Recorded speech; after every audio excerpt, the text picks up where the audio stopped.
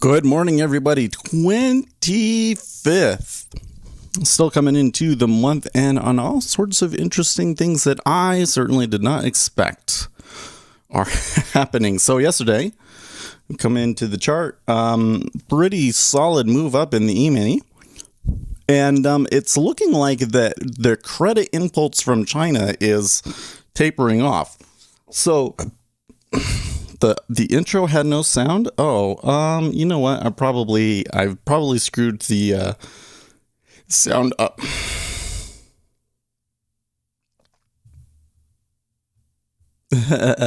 Do you still watch the Axia videos? I watched an old video from 2017 where you commented on it. Just looking forward to hearing Brannigan's calm, smoothing voice in the morning. Yeah. Okay, so the reason the sound is not working is because I think I set my default output to the wrong thing. It should be the virtual cable. That's it. Okay. So that also means if I come over here and I turn on the text-to-speech, that you probably won't hear it. So, but I should still turn that on so that I can see you guys' messages without having to have the YouTube live streaming thing up. We can just have it in OBS. Anyways. E-mini. So because the credit impulse in China is coming off, there is all of a sudden this, the Federal Reserve won't have to raise interest rates or do anything after all, because basically this is a negative for the overall world economy. Like, that is less stimulus, but hey, less stimulus is good because we didn't need it. We were overheating, right? So, as such, no need for the Federal Reserve to increase rates, and tech just took off. And you can see here, compared to the NQ going. So,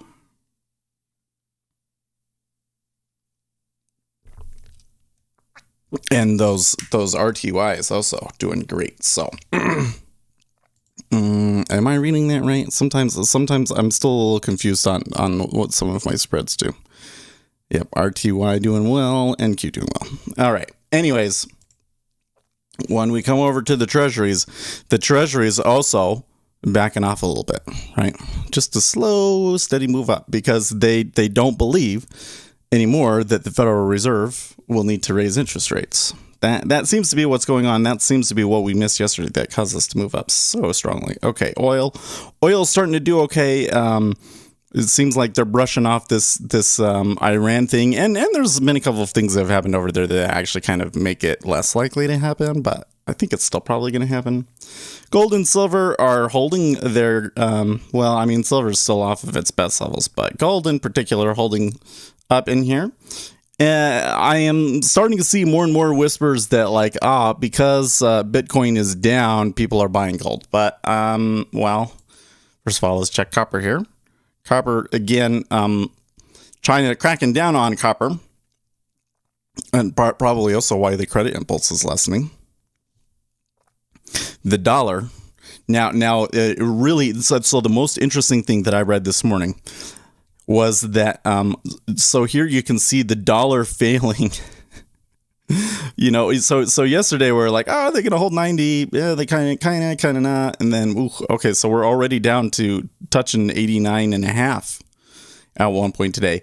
And the news story was that because the dollar is so weak, everything is seeing some strength, including the Chinese yuan.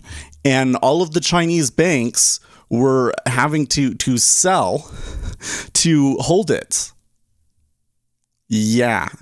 So that's interesting. We might have to keep an eye on that one, right?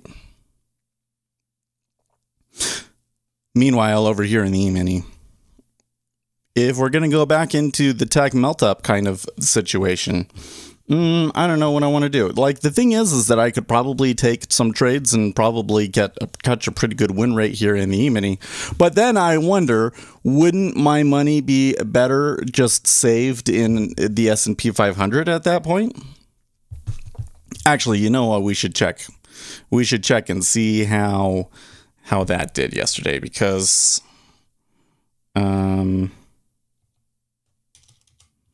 Oh, I can't even remember the name of the freaking application now. What is, oh, there it is, Fidelity. My back is a little bit, ugh.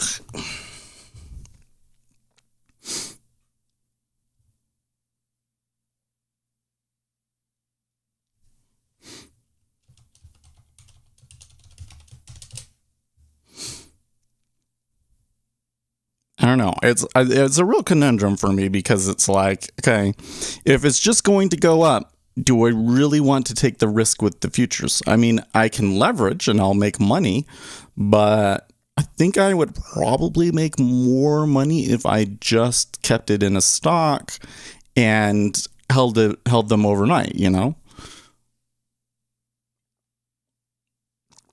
That's what we seem to be getting. Although, if we come back over here to the volume, you know, the overnight session didn't see a huge move up, just maybe 5-10 points. So, it takes Fidelity a long time to load up now for some reason.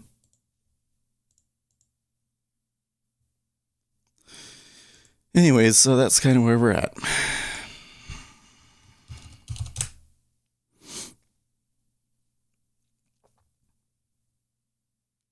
Elizabeth Warren's bill would force banks to reveal account flows to catch wealthy tax cheats and focus on racial inequalities. Amazon is going to buy MGM Studios for $9 billion. Why are they allowed to do that? I guess Amazon's media presence isn't huge already.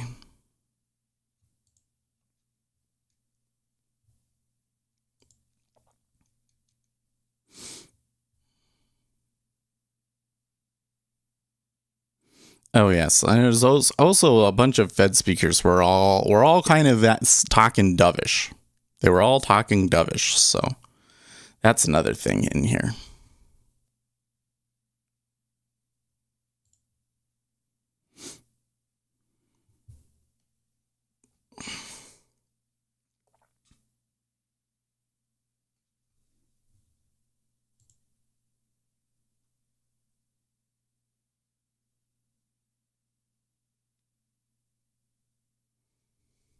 Oh yes, and what was the news that we got? Manufacturing sales month-over-month preliminary. No, we got something today, don't we? Yeah, CB consumer confidence and Case-Shiller home price index. Ooh, that one at the top of the hour could be really interesting. Lisa Abramowitz, Morgan Stanley CEO Jim Gorman says, my personal view is that rates are likely to rise in the early part of next year and not in 2023, which is currently the projection. And Discovery Trading Group saying, thanks, Jim, but until I see the forward curves price it in sooner, I won't hold my breath. Perhaps you should have said should rise instead, in which case I'm sure many would wholeheartedly agree with you. Yes. And what is Live Squawk tweeting here? Some Arabic, and I don't know what it means.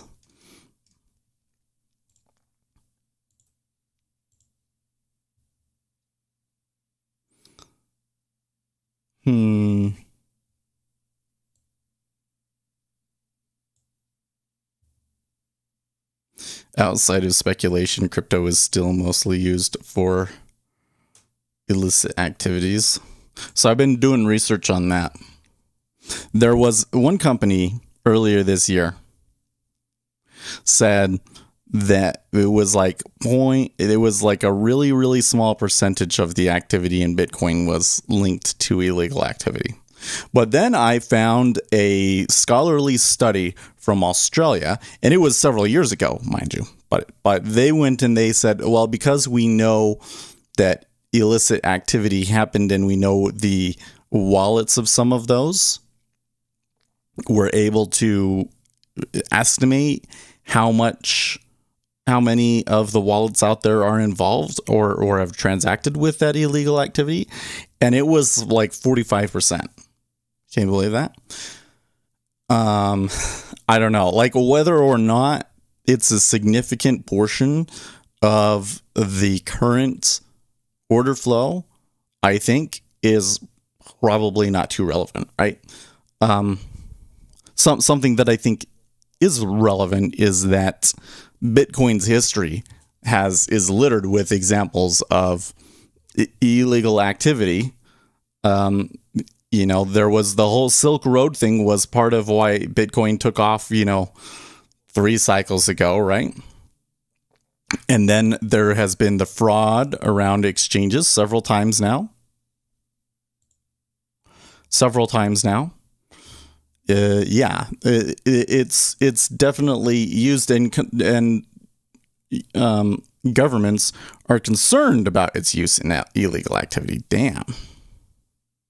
Well, that one is a puke.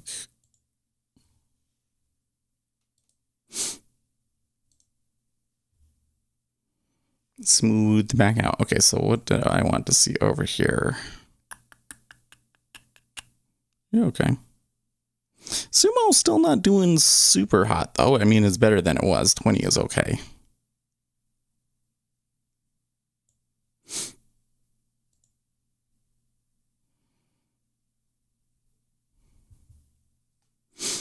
Oh, yes. I need to turn this on. I made a change to one of my robots yesterday. I was kind of working it out, and I think that if these changes should help him out quite a bit. So we'll see what this guy does over here.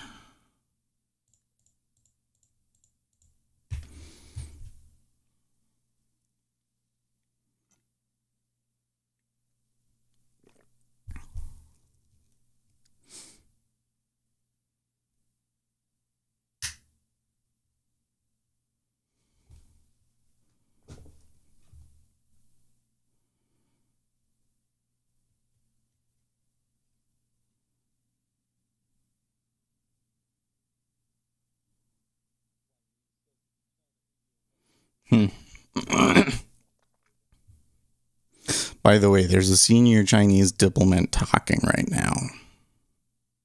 Where is Bitcoin? At 36,755. Okay, so they did come down from last night. Interesting.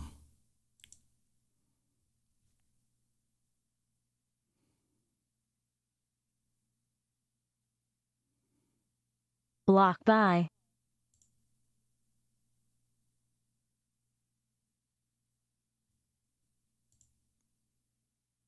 They messing with us in the treasuries?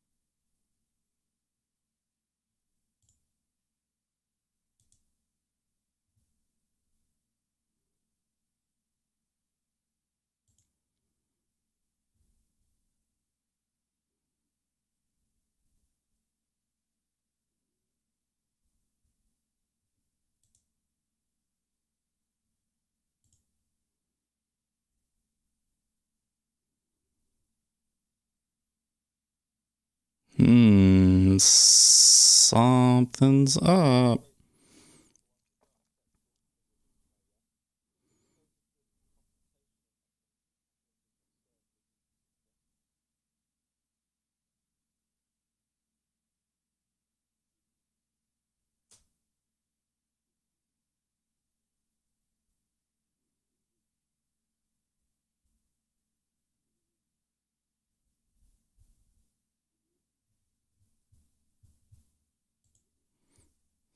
It's not the dollar.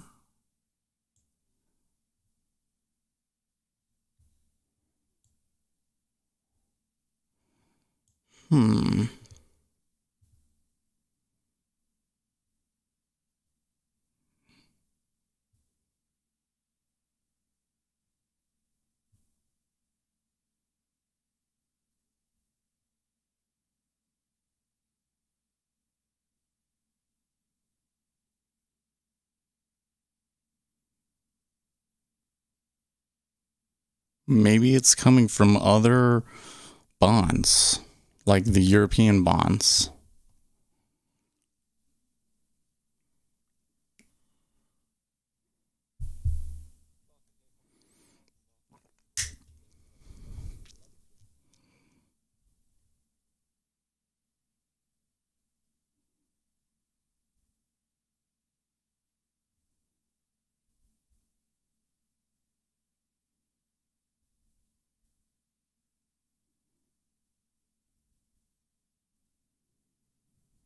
Well, it's kind of chilled out for now.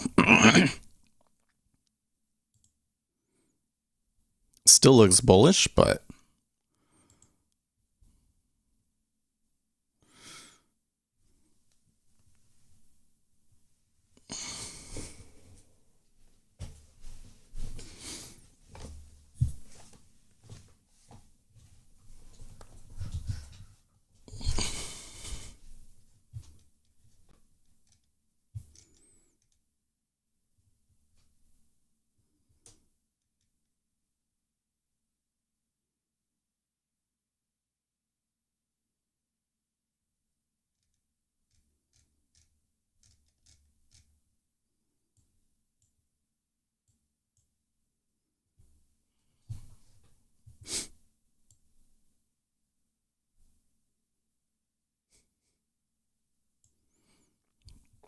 oh my gosh, this thing on Twitter. So there was a thread where somebody was saying, why are they so quick to dismiss natural immunity? Because I think there's only been like a handful of cases of reinfection. Okay. And I was like, well, there was studies that came out that said that the antibodies didn't persist past 3 months, and that's why. And it was just like an offhand comment on Twitter. It wasn't like that's right or wrong. It's just that's why they're saying that, I think, or at least that seems to be their explanation. And kicked off like a real firestorm. And there was a pretty long Twitter. So I tell you what, when you get pulled into a Twitter conversation like that, the notifications just go crazy. And it's like, okay, I wish I never commented. But then the thing that really irritates me is that like nobody follows you. It's like I don't get any Twitter followers out of it. It's like, man, maybe I just won't comment if it doesn't give me Twitter followers, and just gets me involved in this big long conversation that I have no interest in. Oh, there was one on Futures.io too. I wonder what happened with that. Are they gonna push through 22? Let's see how many. Let's see what they do here. I don't think I want that one, but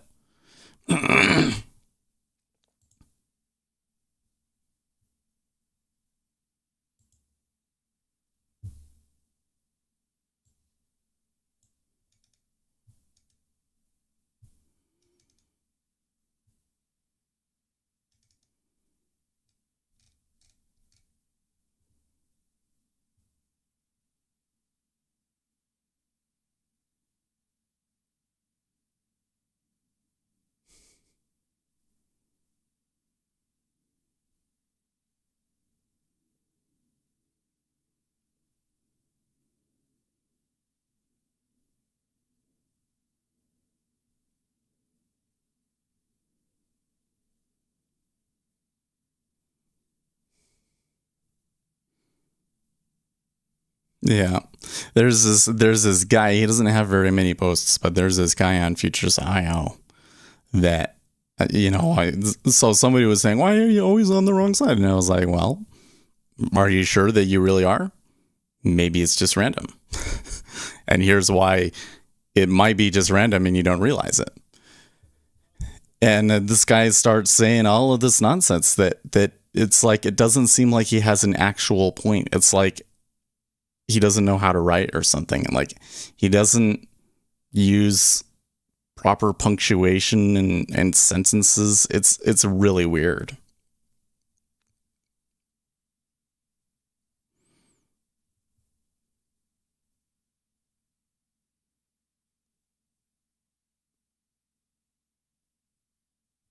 Okay. So they did fill it at 22.5, but it was only 3,000, not 5,000.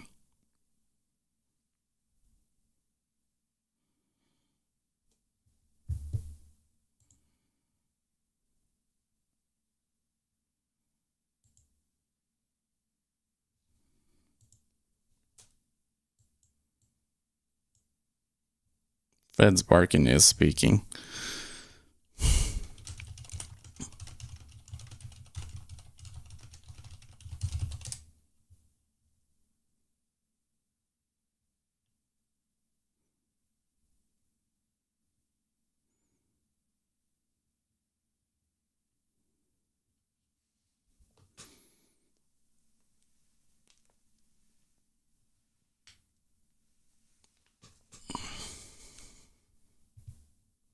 The street asks, which crypto do you have no faith in? Bitcoin. I'm going to see if I can try and make that video today. So the thing that drives me crazy about it is that, like, Bitcoin is like the worst one, right? Like practically any cryptocurrency would work better than Bitcoin. And it does kind of look like Ethereum is going to win out on it here. Like, it is moving up.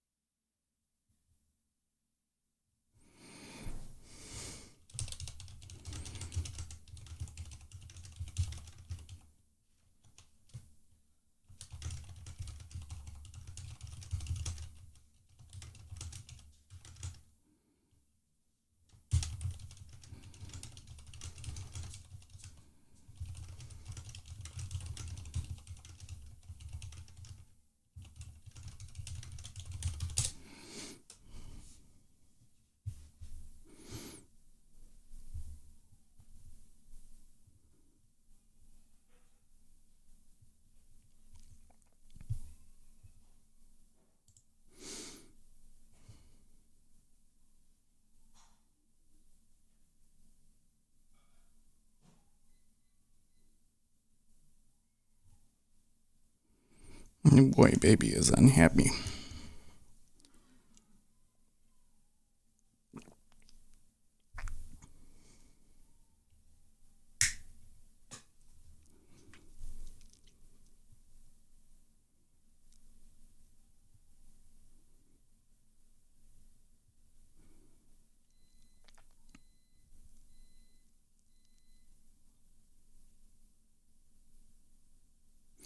Yeah, now what I'm seeing in the curve right now is really weird too. It's like the 5-year pushed down, but like the others didn't go. Is the 5-year going to tick back up at 10? The curve seems really tight.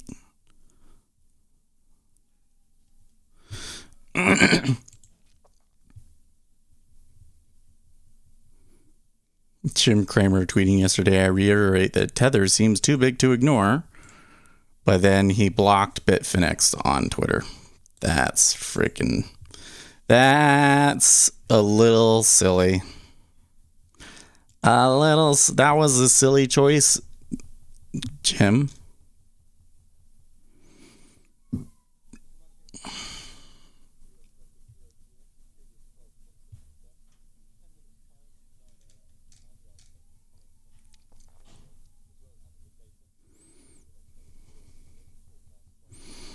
And they took 220 with only 1,000 contracts too. This is all sketch.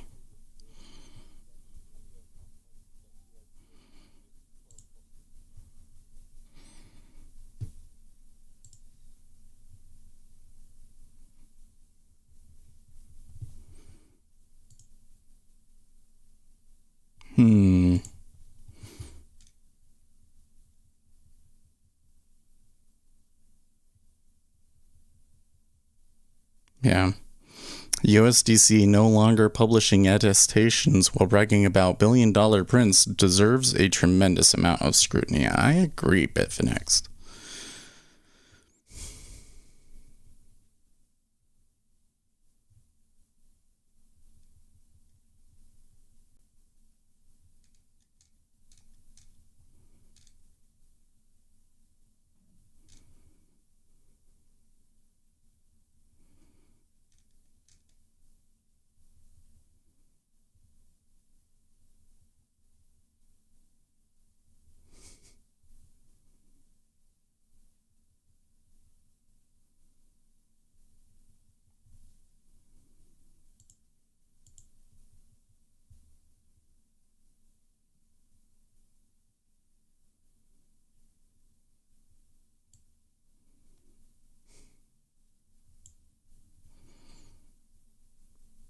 Well, we may just be sitting here until the home index numbers. This weekend, ECB released a risk report emphasized excessive real estate prices, high private debt levels was the main topic this morning in the EU. Wouldn't be surprised if it's a topic in the US session too. Seems bond traders are bored. It sure is, because there was like stacks and stuff, and then they pulled them, and there seems to be some sort of informed trading going on in here. But what is the actual result? I'm not so sure. Did we, no, I just don't have it all the way over here. That's why. It's like, what's wrong with my charts?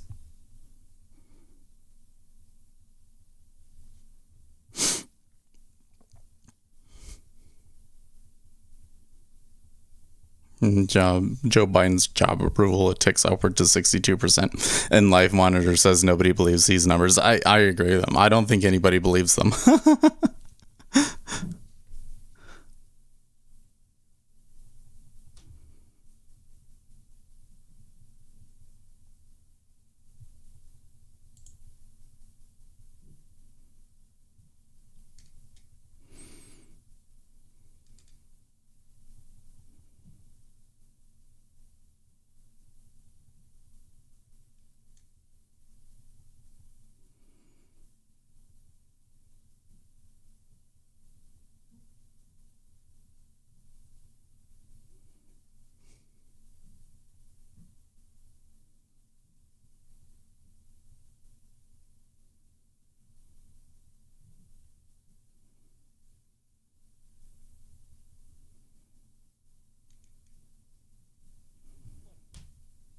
Okay, getting close.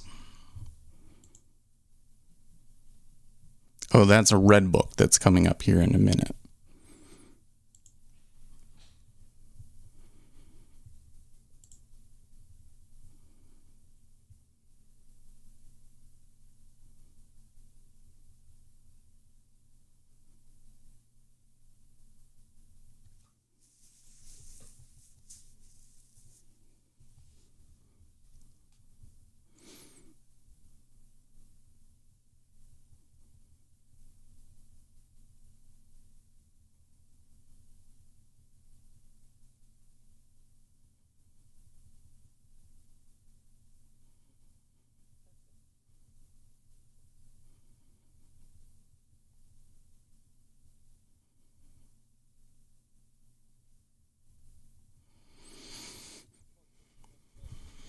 Okay.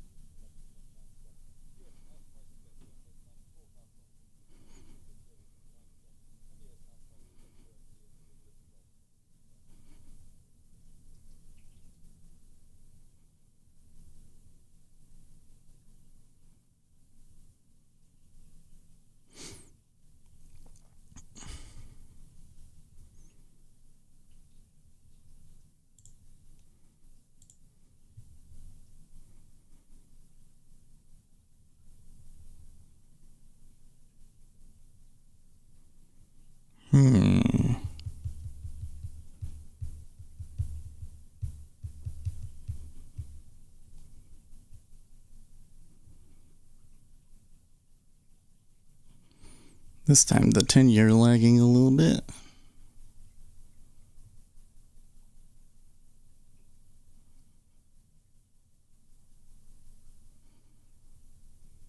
Hello from Sweden. I have heard about you from Peter Pinkashoff. Oh, I'm not sure who Pinkashoff is. We must not know his real name. Don't tell us. Don't tell us who it is. Actually, no, I do know somebody came in recently from Sweden, so.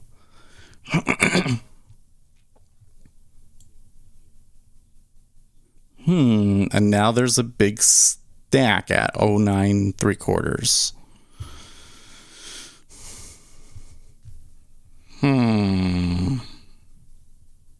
Kind of sketchy action in the treasuries today, huh? This is, you know what though, this is like the old times. This is what it used to always be like. Is you'd see stuff go on and it'd be like, what's going on? This is where you kind of learn to just be like, oh, nothing matters really, does it? They can do whatever they want if they need to.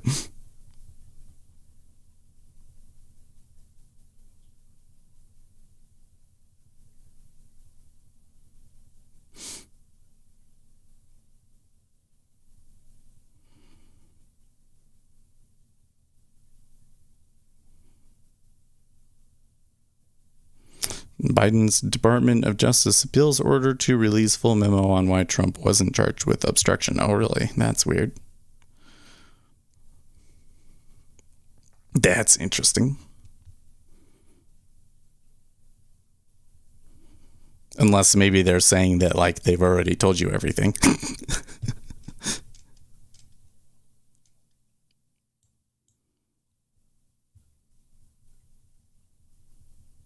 Oh, I see. Justice Department released some portions of the memo on Monday, though the freshly unredacted sections did not provide many details on the decision.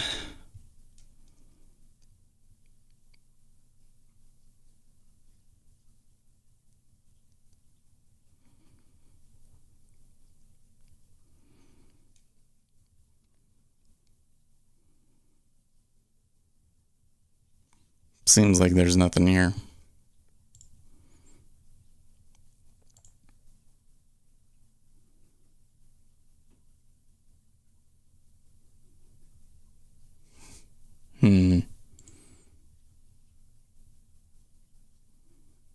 As I'm giving you a shout out for being an awesome scalper in treasuries. Oh, thank you. Well, that worked out. So I guess I can say I'm an awesome scalper today. I'm a little weary and uppity about what's going on here in the treasury. It's a little unusual. Well, I shouldn't say it's unusual because, like I was saying earlier, I remember this kind of action then, and it would be very frustrating. But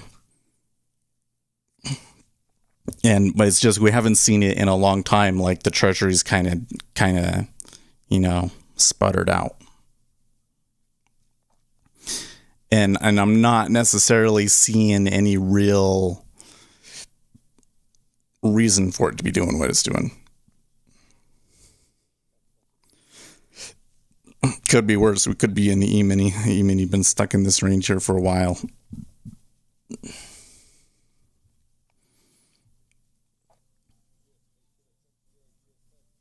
Okay, so here's the numbers coming in. Higher than forecast.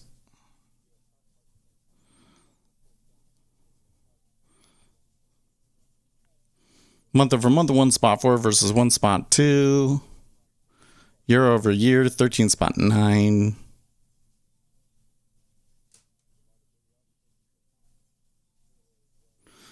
Twenty year was 10.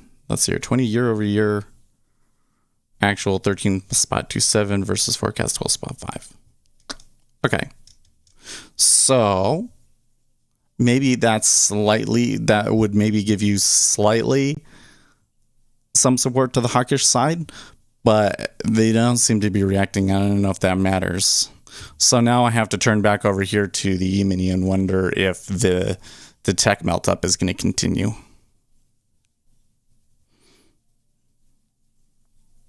Oh, from Twitter. Oh, did he mention me on Twitter?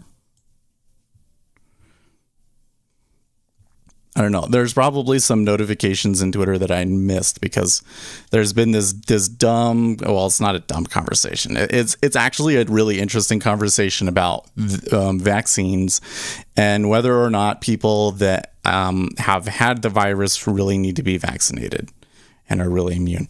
But I'm getting so many notifications from that, and I'm not really interested in engaging in it. It's like, I shouldn't have said anything. Shouldn't have said anything.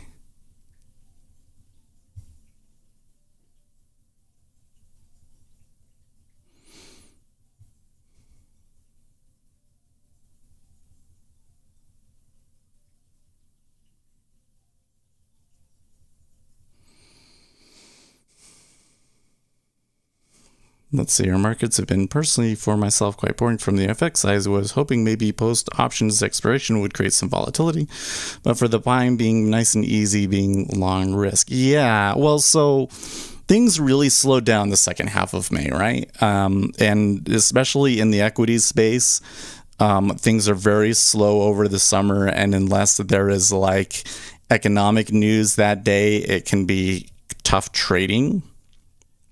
That's why I'm kind of looking at this. Yesterday, we had a tech melt up. So to reiterate what I said in my opening, the Chinese have been backing off on their credit impulse.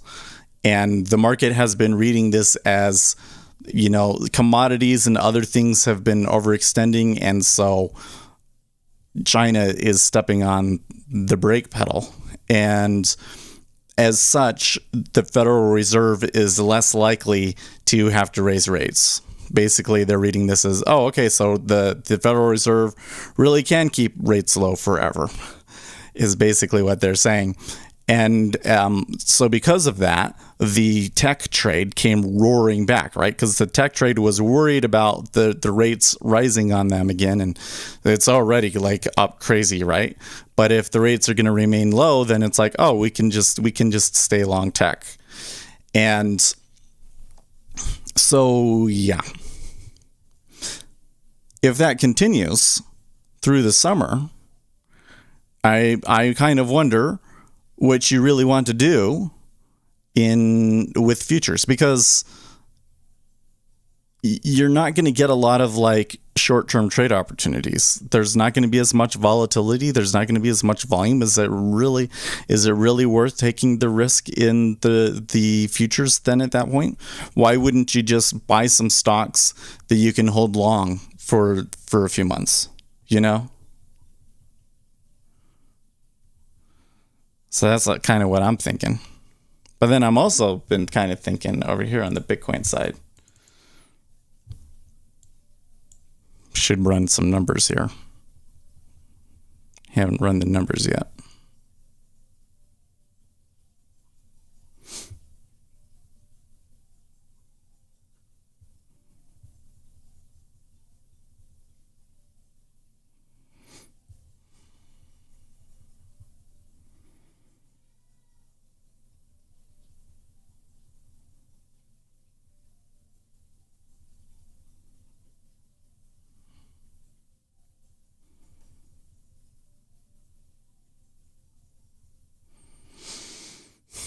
In Bitcoin, I wonder if there's like they come back to fair value and bounce, or if there's really like still risk of the whole thing completely deflating. Certainly didn't seem like it with the action they had yesterday, did it?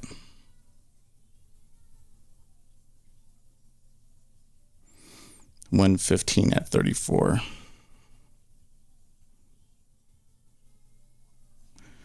So you would probably need to catch it at like 30.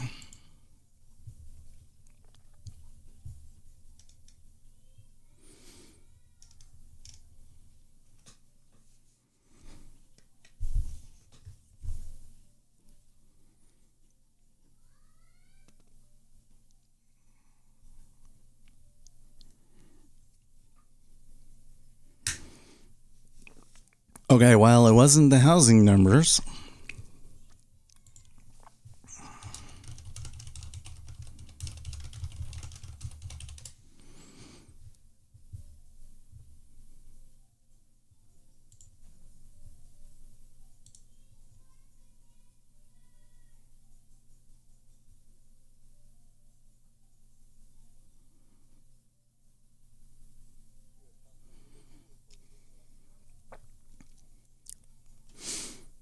Okay, so now we're coming into the E-mini time when maybe we might want to think about doing stuff over there.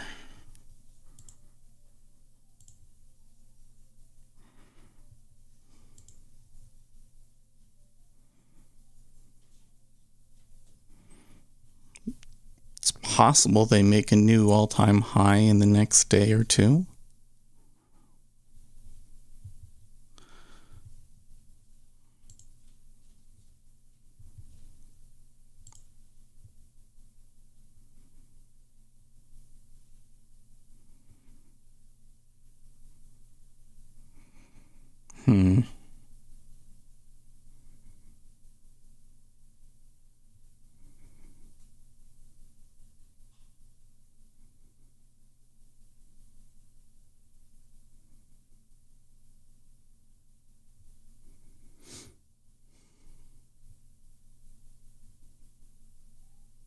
It's a little bit of a divergence between the 5 and the 30.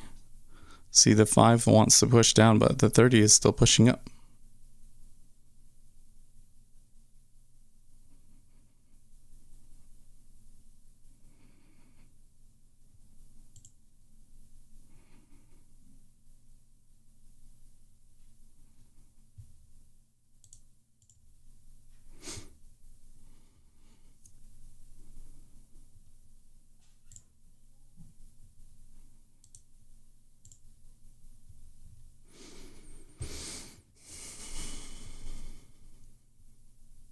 Lucas, good morning. How are you? As you say, with the sideways move in rates, very welcoming for tech. Yeah, exactly. Exactly.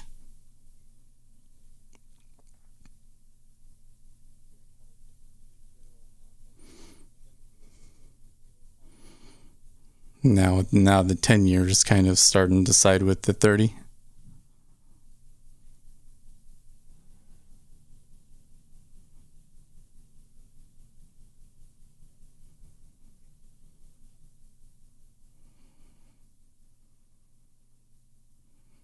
Of course.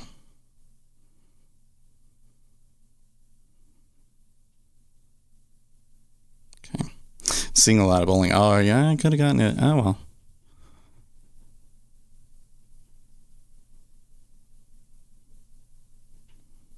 But what was going on here was really beyond what the original trade was, right?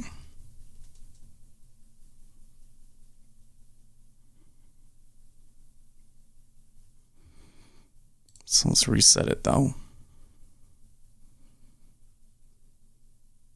Print Trading telling us all of their price targets changed. Shack Shake raised to buy at Goldman. Or Shake Shack raised to outperform at Wedbush. Domino's Pizza cut to neutral at Goldman. Oh.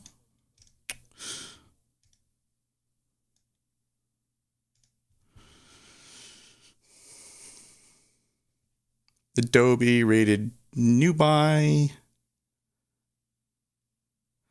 ECB's Villeroy. The ECB can accept inflation above 2% for some time. Aren't we glad that we took that off? Oh boy.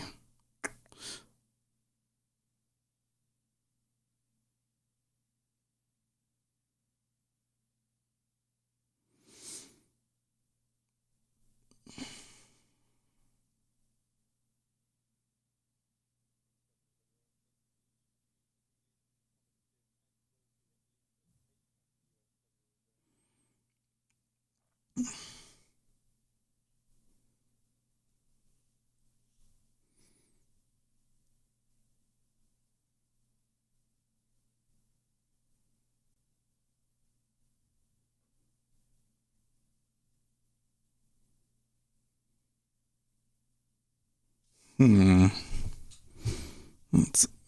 make that a little bigger, by the way. Let's see here. I'm a little bit pissed since you went to the CFTC whistleblowing my trades, but other than that, I'm okay. Oh, dude, that if there is any trade that I have seen in the past year that is deserving of CFTC scrutiny, it was that one yesterday, right? Because what do we know now? The credit impulse from China is lessening. That is bullish for tech companies, and the ES was destined to. They were planning on buying the ES big time, and somebody comes in, and there's these little pushes down, and a big old order shows up. What do you think that's there for? Yeah, he was trying to get long.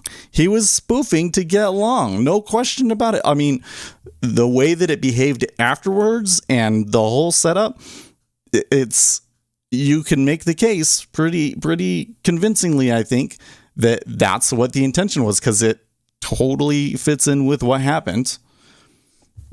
And yeah, if the CFTC is not looking at that one, they are useless.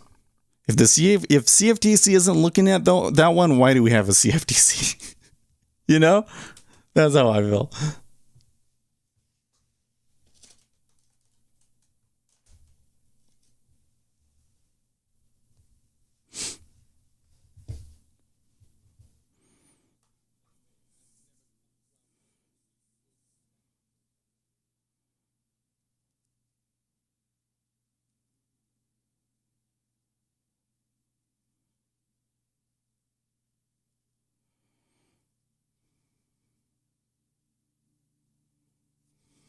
Yes, we see it all the time, but that was so obvious. Lol, I replayed it. Yeah. Oh yeah. So I'd say because you know, like it used to be when I would see spoofing in Treasury. Well, like so for instance here today there was one point we moved up here and there was some big stacks at 22.5 and 22, like 4,000, and then when they traded through them, there was nothing there. And that one is like, okay, so can you say that was spoofing? Well, I don't know. I mean, it's been kind of random since, like the treasuries are kind of being like, I don't know what it's doing. It's just been chopping across this range, and I don't know what it's going to do on the up when it breaks out. So it's possible in that one that they did want to buy those and they just canceled them because it came down there. Same with like this one at 23, you know, it's like, and it's not like all of them canceled. There was still like 2,000 traded there. So I can't really make a conclusion on that one. But over here in the E-mini, where it's like it shows up 5 times in a row, they push it down, it shows up, and then when they try and trade it into it, like it pulls, and it's like a really obviously big order. Yeah, it's spoofing. He was trying to get people to sell so he could get long. I don't know if it was a super successful spoof, but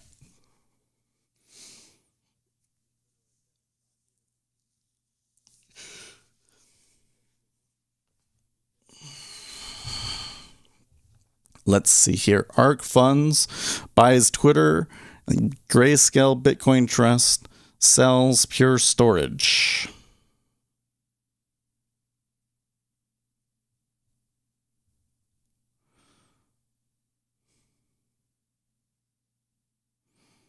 Let's see, your time you're looking for us to test the top of the Eurobond 169.62 DAGs 5. May extremely low volume and a strange delta. Yes, I agree. There's been some sketchy action in here. Like it does stuff that makes you think like it will go 2 ticks at a time, and it makes you think, oh, that might be informed trading, but then nothing happens and it just chops in this area.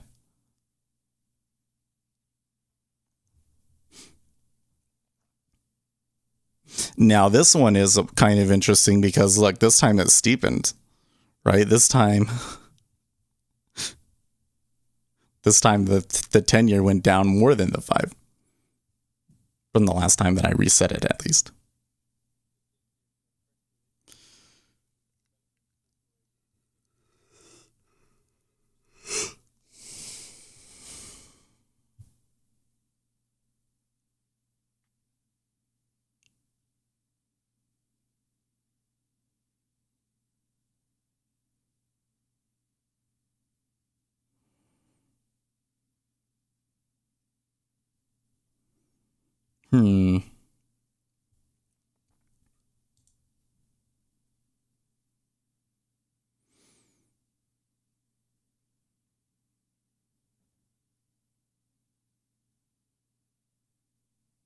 Expecting two-way trading coiling. Yeah. So I'm should be keeping my eye out for some more of these mispricing opportunities. Oil taking a little jump there, by the way.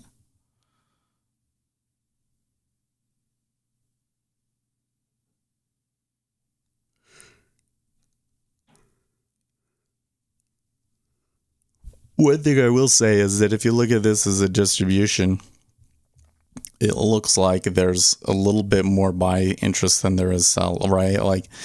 Like the sell side, they can't get below 21.5. Like it's all up in there, but then on the upper end of the range, it's a much more gradual curve. So I think that kind of supports the fundamental here that there is an expectation that because China is pulling back on its credit impulse, that the Federal Reserve will not have as much of a need to increase interest rates now. Circle Internet Financial also switched from an incorporated to an LLC. Really?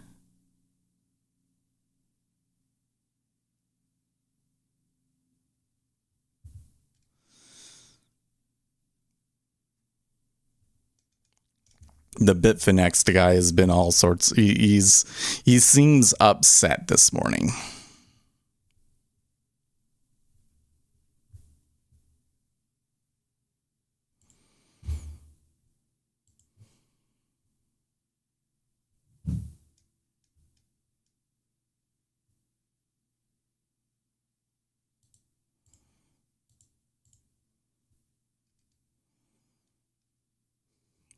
Bipartisan infrastructure talks on life support.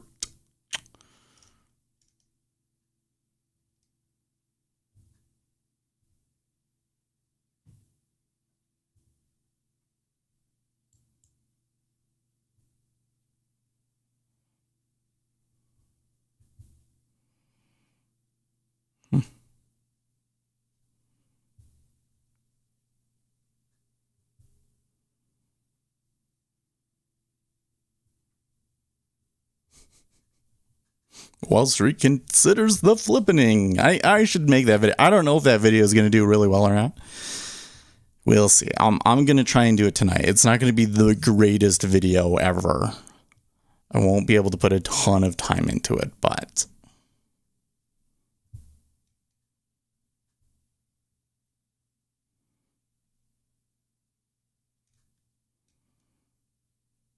Phoenix, San Diego, and Seattle reported the highest year-over-year gains among 20 cities surveyed in terms of housing prices increasing. That is the highest price ever and 19% higher than the home price index was at the peak in 2006.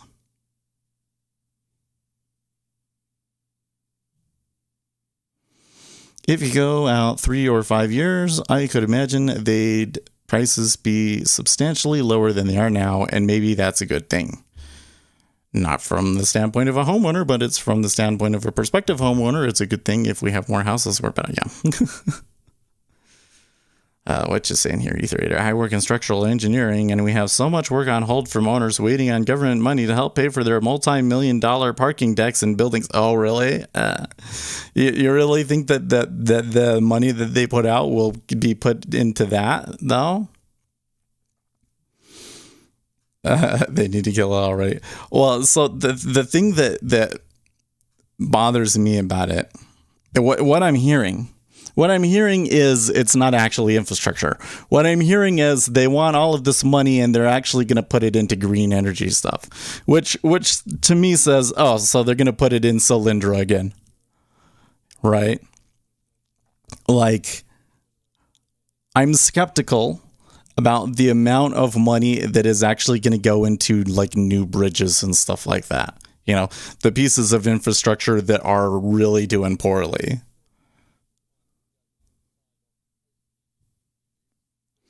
Or water infrastructure. Water infrastructure is probably even bigger. Because not only are there still some places like Flint, Michigan, where, you know, the water is just awful, but the water situation in the Western United States is not good, and I expect only will get worse.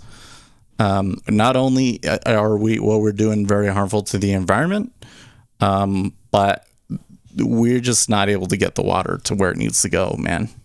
You know, like at some point in the next 5 to 10 years, I think that there is going to be a really big interstate conflict between California and the rest of the Western states over water. There's going to be a year where water is really, really tight. Could be this.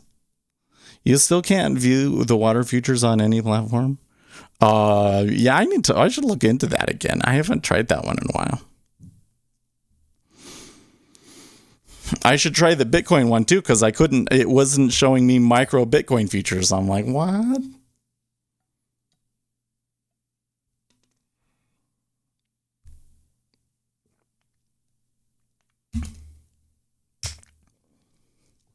That's sad to hear about the water.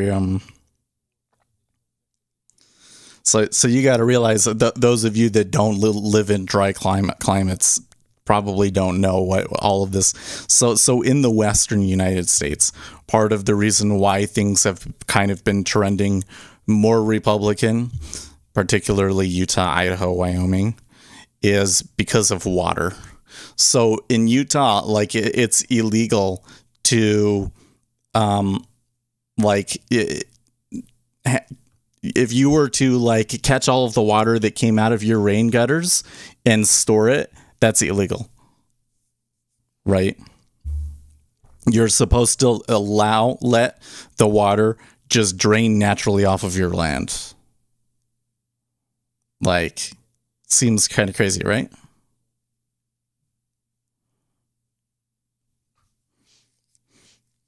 And then there's this whole thing where California has agreements with the other Western states about, you know, how much water there is and things like that. So, what? Wow, yeah. You see, to us in the West, it's like, yeah, that's a lot. But to anybody outside of the West, it's like, that's insane. You can't even catch the water in your own yard. Like, how is that constitutional? It seems crazy, right? Well, so what do you think is going to happen if there's a true drought? Because we've certainly had areas of the Western United States that were in drought conditions, but I don't know if it was like the whole Western United States. This year, it's looking like the whole Western United States is very dry. And here in Utah, we're probably going to have some water restrictions put on again. It won't be, I don't think that what I'm hearing is like super bad, but it is happening. But one year, there's going to be a year where it's like, you know, everybody's grass is yellow, sort of a thing.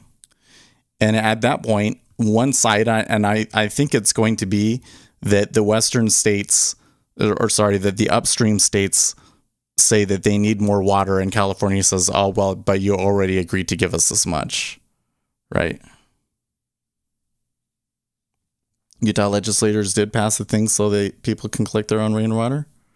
How recent was that? That sounds like people don't have mineral rights. No, it's just water specifically.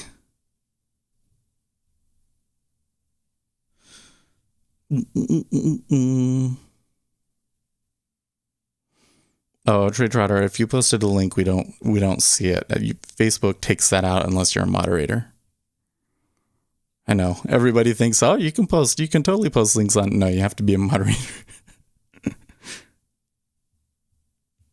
Move to Florida because the traffic ain't getting any better and we're a gosh darned peninsula.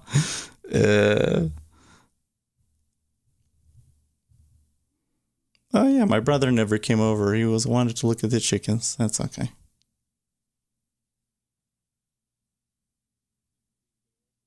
It's nice to see we keep coming back. I hear you. One day it's like, oh, he's really annoying, and then what happens? The market gets really dull and boring, and you're like, I miss Seth. Yes, I probably don't want to listen to him go on about politicians, but I'm really bored. I'm just that desperate today. Okay, here, let me see. Oh, you're Oh, okay. I gotcha. Let's see here. California Water Index, and it's been going up. Oh, I bet. Or why Waterlytics? it's Waterlytics, guys. That's hilarious. Oh, I wish that's what you ever get one of those, brand names. You're like, I wish I thought of that. Waterlytics. That is worth a trademark for sure, man. Most of the time I need to go focus on the dominant silence in order to trade. Yeah. What are you still trading? I forget what you were trading. Well, I know that you were trading treasuries with me for a while. Are you still trading treasuries, or you trade E-mini more? Because my issue right now, so when I'm looking at this, because I could, I'm still torn on if I want to move off of AMP futures, right? So I could move over to Ninja Trader Brokerage so that I can trade my my robots live. Don't think that they're to the point where I can really do that yet, unfortunately. Although I did make a change that I think will help, and probably there's some other changes that we can do in terms that will help, a little bit better management of placing the order out there to get filled. Mute button is your friend. There you go. Scalping NQ, but I recently added treasury, so I went back at them. It's nice to be able to get singles on size eventually. Okay. I feel like NQ is just too fast. Here in this action, you might be able to pull ticks out, though, I guess. Anyways, so I could do that. I'm also interested in going over to EdgeClear. There's a lot of things that I like about them. And I would like to be able to build like a group, If we're good to go over to EdgeClear, I would want to have a couple of you, and when I mean a couple of you, I mean some of the big regulars to come with me, right? We go over and create a group that we know will push the volume necessary to get the reduced commissions. Is what we should do. Maybe I can convince Ace. But then I look at it and I'm like, okay, so what is like the forecast for the kind of action that we're going to see in the next 3 months? Well, what I'm seeing at the moment is that it's going to turn into what it was, that it always just goes up. Is it possible to place 2 buy orders at a different price level without being averaged to a price level in between?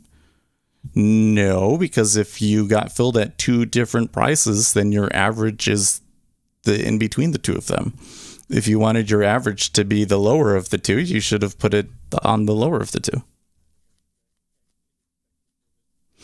I get what you're thinking, Axelrod, because to you it's like, well, the lowest that I was able to catch was way down here, and then maybe I want to set my risk based off of that. Yeah, but what you need to realize is that your risk has nothing to do with where the index is going to go, right? But you do need to set your risk based off of what you and your account can handle. So you should just base it off of where your average comes in at. So here, especially if you have like a jigsaw DOM like mine, where it shows you how much you make at each price, right? You come in and you say, oh, okay, the most I'm willing to risk on this trade is $40. So I'll put it down here. And I want them treated separately. I mean, I feel that if you get into a system like what I've got here on Jigsaw, where it shows you your average price, and then it shows you your cumulative winnings. So if I take it off here, when I take this one off, these won't all change. It will include the profit and loss that I've already baked in. So if it comes back down and I take it again at 20, then it will adjust accordingly, right? What's the setting that does that? Include.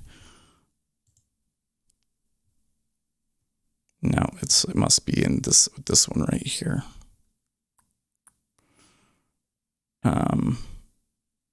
Trade column right there. Include closed profit and loss.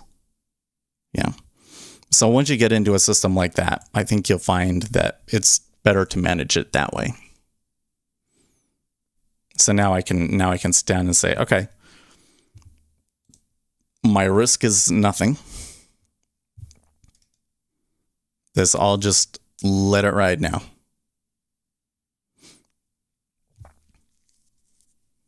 And if it really fails, the worst that can happen is I lose nothing on the total trade.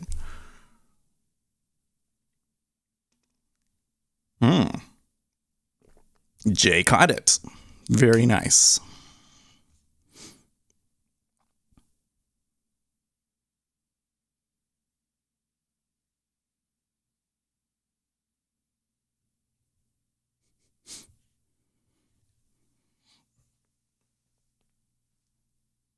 Oh, that really loosened my back up there.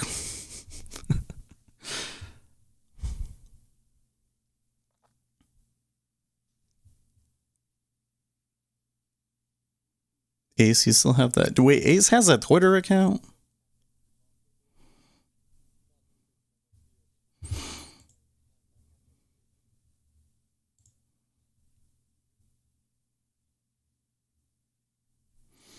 As this is happening, you're noting that the dollar has just been recovering.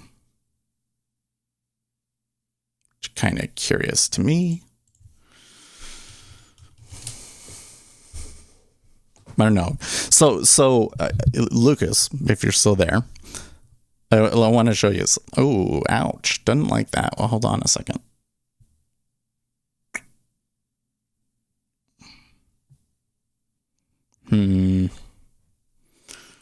Oh, I don't know what to make of that one. I'm surprised that I didn't get a slip there.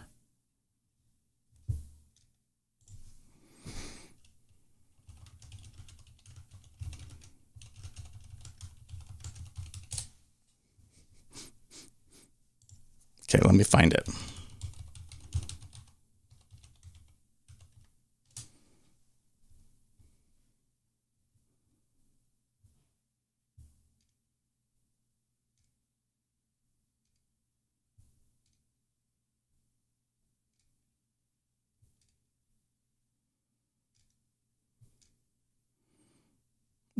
I'm not even sure where. Well, this might stop me out.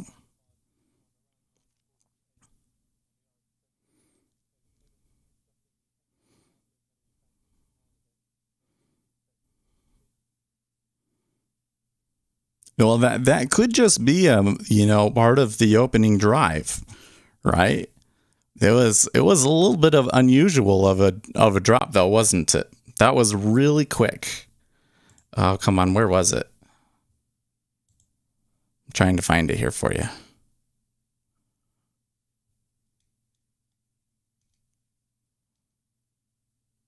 Here it is right here.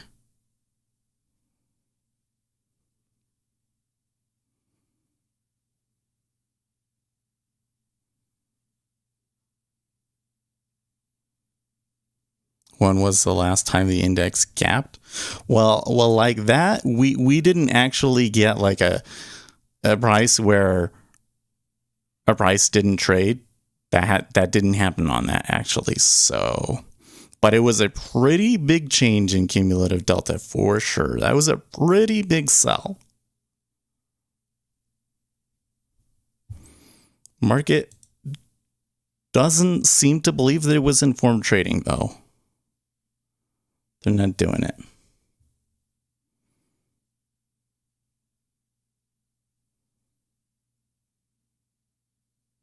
Do you still use it? Oh, do you still use your Twitter is what he's asking you.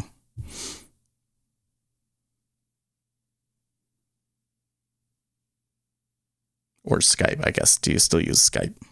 I couldn't get my Skype to start up. I wanted to ask the financial juice guy a question, and I couldn't get it to open. Like when I open it up, it's just like nothing happens. Maybe I need to restart the machine to see if that changes it. Okay, so some volume here around the open price.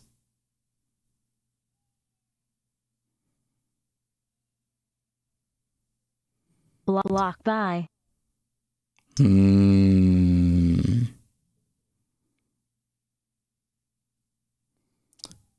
Wait, what?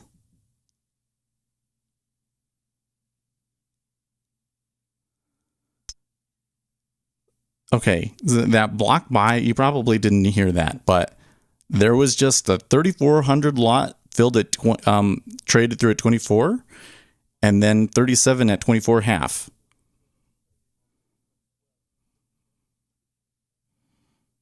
And now kind of like an iceberg going in at 24 half.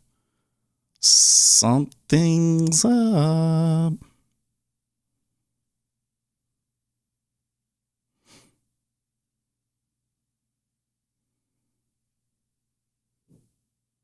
It looks like a stop run, says Tommy. Yeah, well, we saw it here in the treasuries too. Like there was some big old orders flooded through there.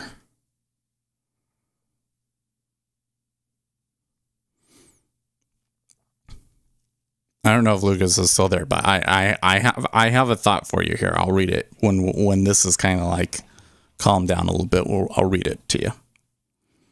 There's something on Reddit that was actually interesting to me. It wasn't complete nonsense like Reddit usually is, right?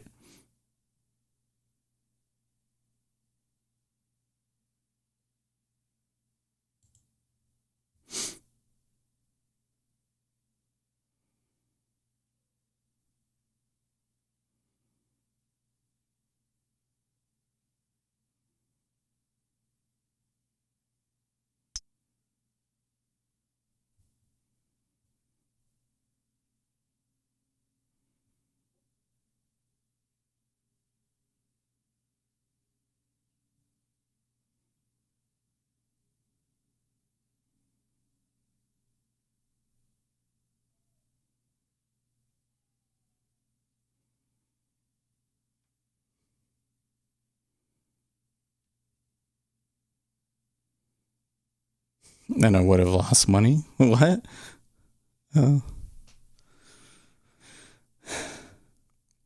I would go short if I was to get in. Oh, yeah, because your signal's probably giving you red off of that last bar, for sure.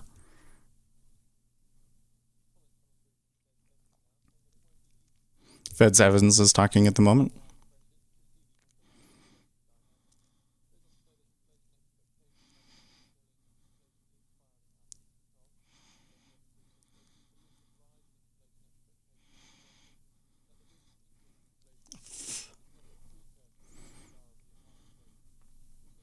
Saying a bunch of stuff about inflation, basically.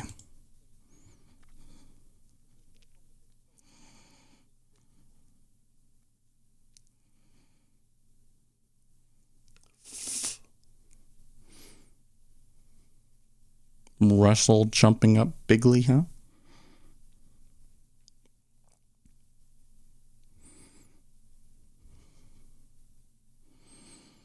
I'm kind of seeing a couple of things that suggest to me that if they're able to dig themselves out of this hole here, that this could really jump up.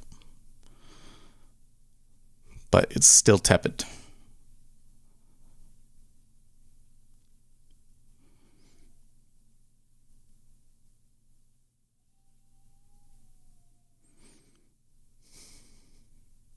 run each trade separately. Yeah. But like I said, it's when you start using multiple lots, then you see like so in this trade that I'm in, it's still really good. Example. So I took one trade and I booked in some profits into it, right? I took it off at 42.09 and a quarter. Okay. So when that happened, my profit and loss over here in this left column all updated, right? So now it shows me that net on the trade, I have to go all the way down here to get to break even. And I could, even if I said I want to still have the same amount of risk for the whole trade, I could move that down, right? But kind of the idea is you want to build enough profit into it so that, you're still breaking even on like the worst case scenario, right? So now I could get in again, right? And it would move my average up to 42.06, but it would still be like the same or less risk than what my original trade was. So I could choose to do that. Still being a little sketchy, so I don't think I want to do that, but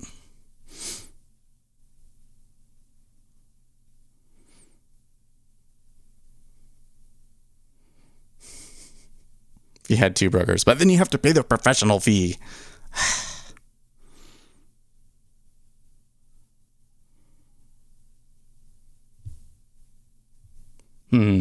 Makes you wonder though, what is it that you gain from having two brokers?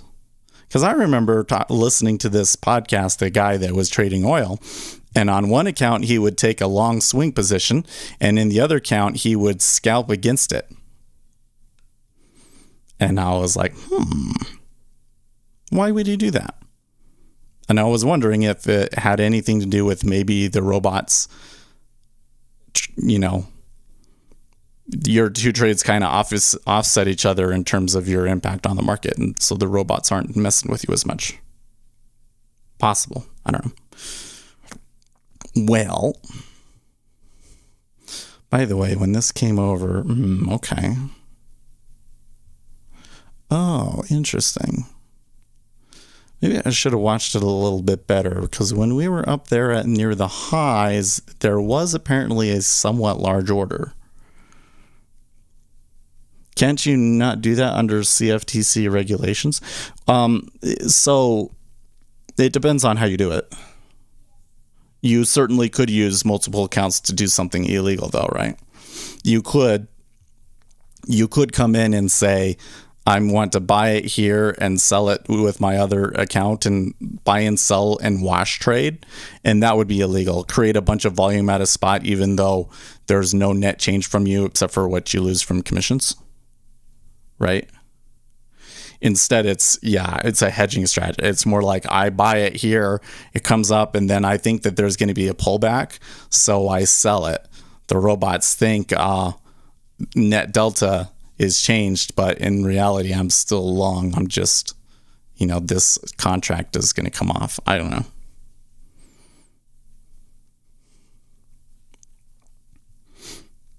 I mean, it's something that you could just do all on one account. Okay, so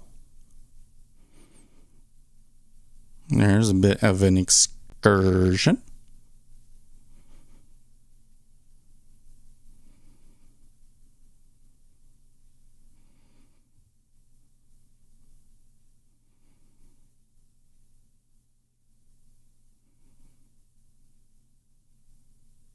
There's another one, fairly decent volume behind it, about 1,000 contracts.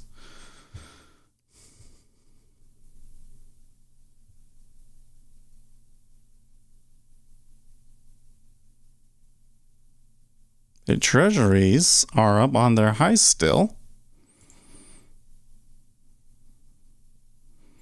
Actually at 25 now. Looks like I am going to get stopped out. Yeah.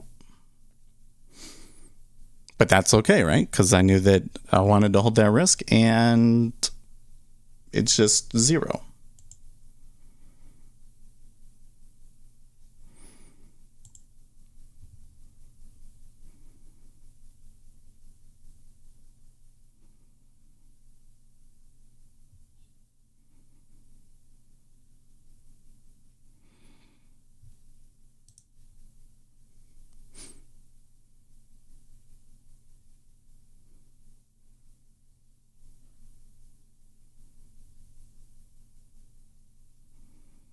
You could do this with one broker if you used one in the ES and one in the micros. That's not a bad idea. Now, you do have to, yeah, there you go. You do have to state that you have more than one. Let's see here. The undersigned is aware of CFTC regulation regarding the closing out of offsetting long and short positions. A customer may not maintain more than one account for the purpose of holding open a long and short position in the same futures or option contract. Trading in this account will not violate. Okay, well, maybe the way that they put it, that makes it seem like that is, hey, Kyle, how have you been?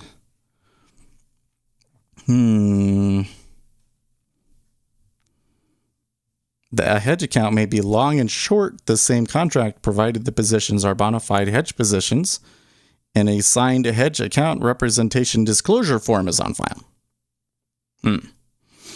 So what this guy was doing is allowed, but there's like a specific thing that you have to file to do it. That is interesting.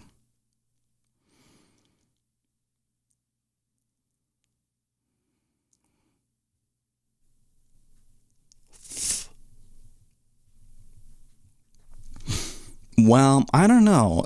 I'm looking at all this. I do feel like that action that we had has a high probability of being informed trading. The market isn't acting like it believes that it is. And I don't see any news, so I can't really action off of it.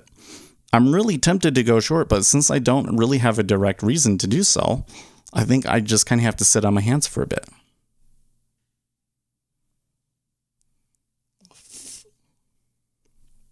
So you guys learned something? Yeah, I did. I just remember that I'm sure that many of you watched that and know exactly what I'm talking about. Where the guy had two accounts and he was trading oil, and he was doing it that way. And I was like, well, why would you do it that way? Why wouldn't you just use one account and then just exit out?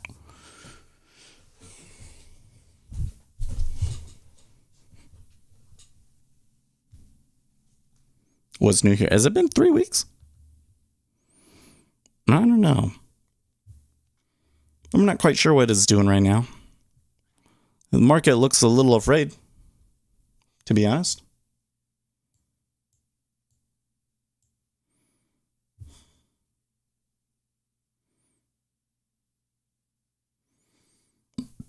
We did have a little drop in the dollar before the E-mini fell, so it might have been some news there that I just didn't catch.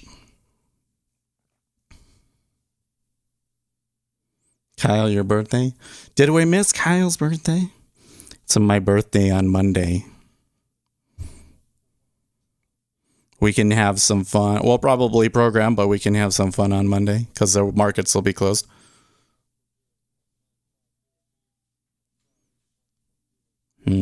I was thinking about taking the trade there and I lost my focus.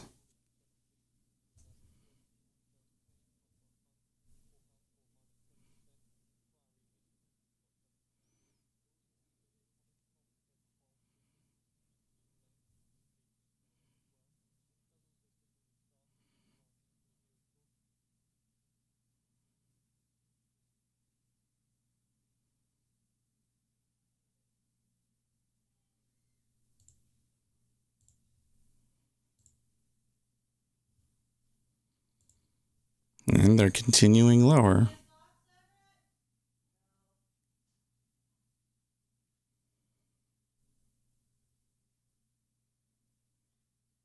Don't like seeing ES and VIX green at the same time. Yeah.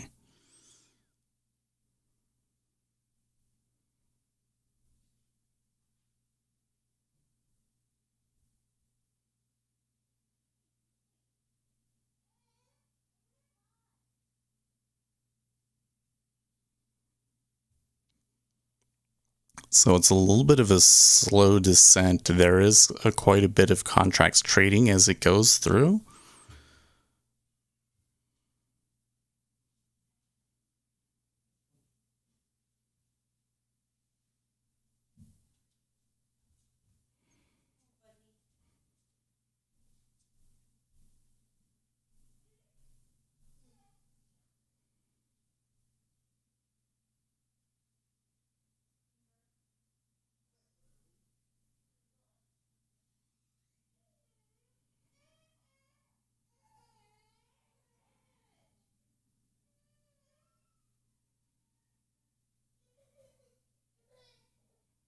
Hmm.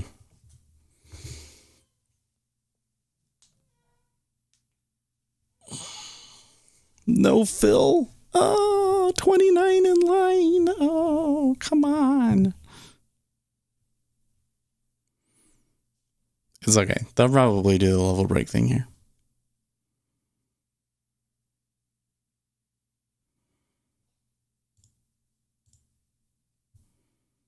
41.96. Yep, sure.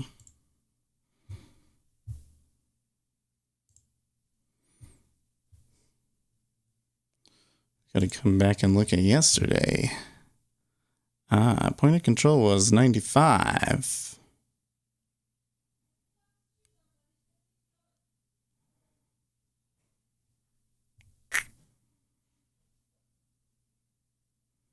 Previous day's high was 84.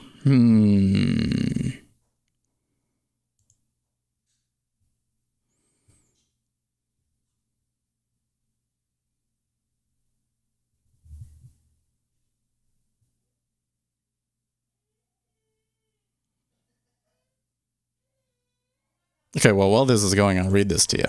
So I don't know if Lucas is still listening, but here's the thing that I thought was interesting.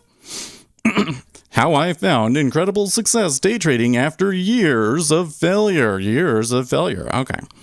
I started day trading back in 2016 and failed epically. Now in 2021 that I've achieved some pretty amazing levels of multi-six figures in profit since October on an $8,000 account. I wanted to give my insights on what changed from what I was failing to now. Okay, so first of all, I'm immediately like, that's too much money to have made, right? Right? And so he's like, what is it that made him? So is it just is the stream having low FPS? I'm not getting any frames skipped, so... Oh, actually, I am dropping a frame or two here due to rendering lag. It's curious. Anyways. Oh, am I? Let's see here. Nah, it should be fine. I don't know what's causing that. Okay, anyways. All right, so what was the reason that he claims that he started doing well? The first and biggest thing was finding that particular trading outlet that matched my personality. So there's so many things to trade, whether stocks, OTCs, options, futures, forex, crypto, etc. When I was first trading, I traded a volatile low-flow NASDAQs, and I got absolutely ripped to shreds. What I didn't realize was these stocks trade completely different from OTC, and OTC works so much better for my risk-adverse personality. So that's it right there. I'm a firm believer in the idea that you should close out your losing positions quickly. I take this more to heart than most, and I literally refuse to hold positions that I am negative on. If I enter a trade and it goes against me, I close out the position immediately. So, what is he really doing? He's market making / doing arbitrage on over-the-counter stocks.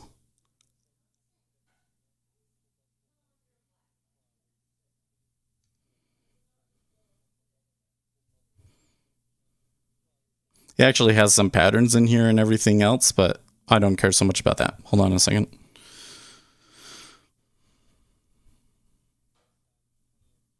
Pretty good little recovery there in ES, by the way.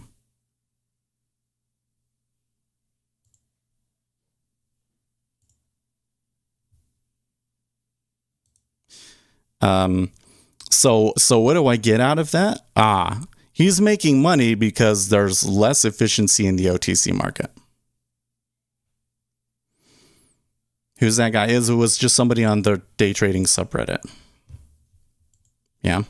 So that kind of got me thinking like, probably I should start to try and find some markets that are just not as efficient, right? So like the water market, probably the good one that we could do, right?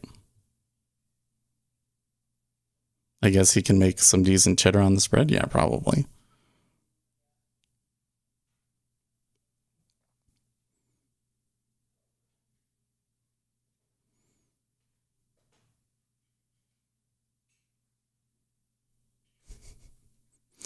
Trading Floor Audio to retweets or tweets a story from CNBC saying Bitcoin traders are using up to 100-to-1 leverage are driving the wild swings in cryptocurrencies. I just can't believe that for something that moves 10% in a day that people are allowed to use leverage like that. Right? If the cryptocurrency market was regulated, that would not be allowed, right? I don't think that would be allowed. What are they talking about here?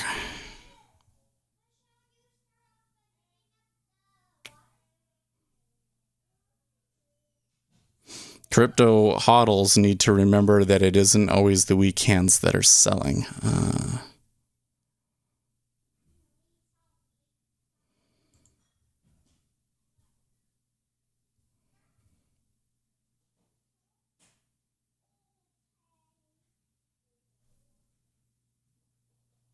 And timing on that one was wrong. I didn't realize. Probably shouldn't have taken that.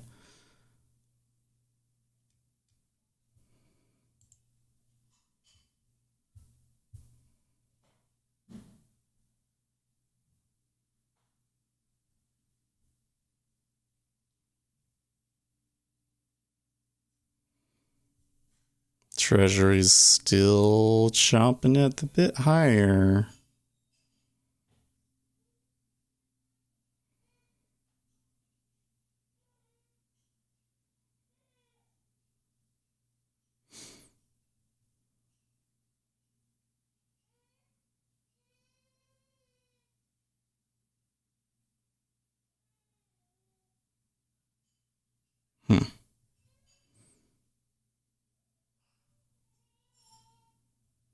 There is a reason the 50-to-1 rule in the US is one of the few sane regulations on trading.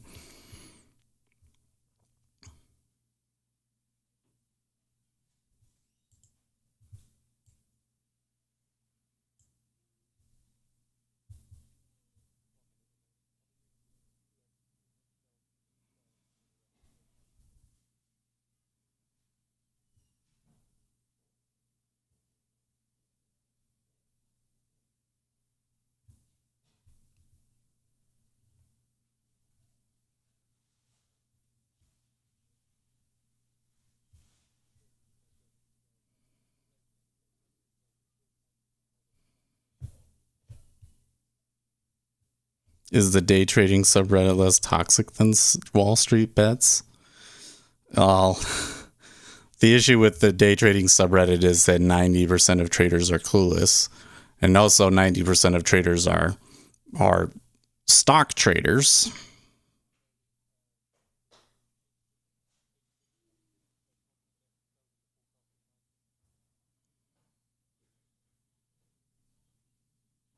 Ten-year yield falls to lowest level since May 10th.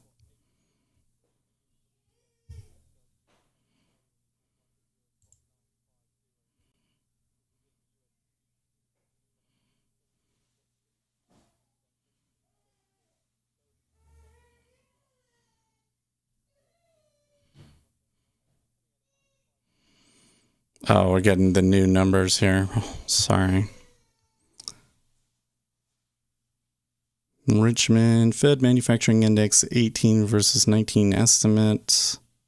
New home sales change month over month. Actual negative 5.9. Yeah, that's probably in line.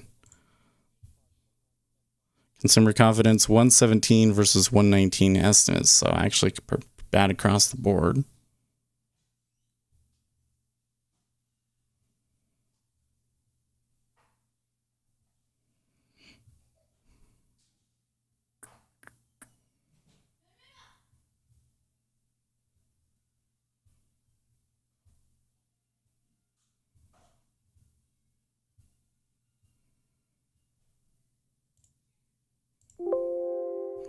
Too slow.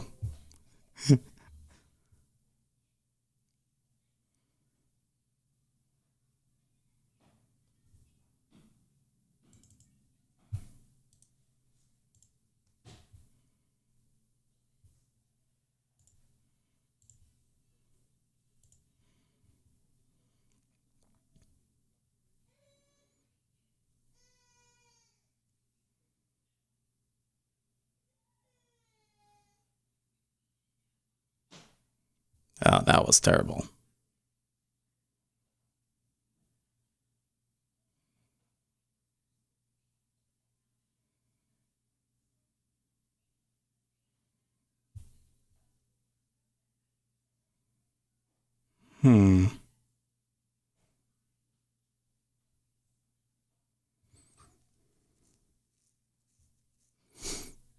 I am not thinking this through in ES, because every time I take it, then I look at something and I'm like, oh, I should have considered that first.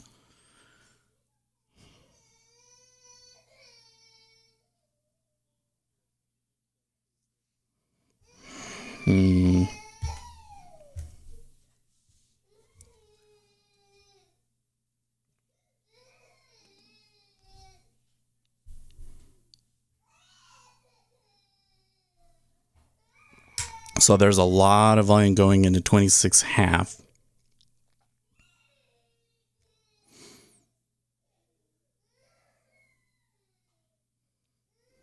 You say Bitcoin should rally about 4 p.m. I'm getting really tired of everybody in the cryptocurrency space saying it's all manipulation and I have some whales and I know what time things are going to go and what prices are going to go to and everything. Unless you have like proof of that sort of a thing, I cannot trade off of that. And people are probably more likely just full of crap, you know? So there's this one guy on TikTok, man. I think he's on YouTube too, but he's very popular on TikTok, that he's talking about this sort of a thing. And he's like, oh, everybody's saying that now it's over, or that this is like the second round of it, but I've been talking to them and they're saying that they're not doing it, or something like that. Yeah, Wyckoff, wave hands. Yeah, exactly. So I'm like, okay. So then this guy, when things were falling, was doing like a live stream, you know, trying to milk it for all it was worth. And on the live stream, he was going through, they were looking at a chart, and he was saying things like, oh, here's something that I didn't notice, is that it's here on this. Like he was pointing out, looking at the chart and reading more and more off of the technical analysis, right? And I'm just sitting here like, if you know the whales and what they're doing, why do you care what the chart looks like? Because you're lying. Seriously.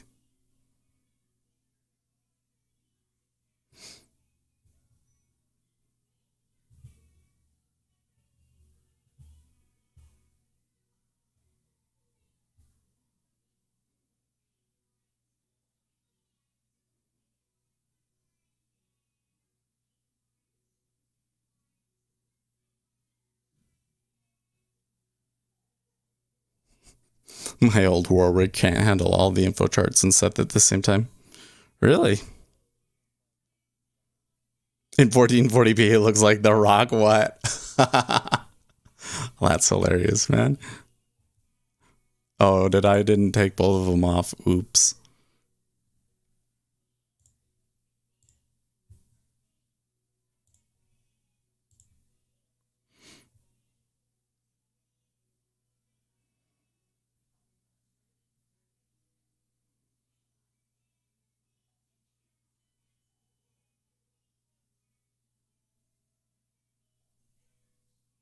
Yeah, Axelrod. It's seriously, he made it up, or he wouldn't be looking at a chart.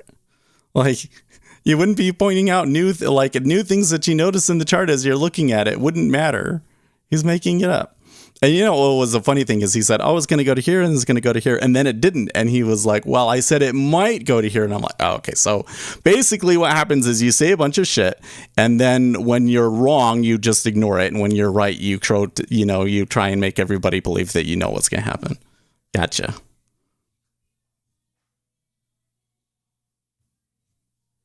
Get that white wheel. I have dropped a few frames, actually. So I'm not exactly sure what's going on there with that.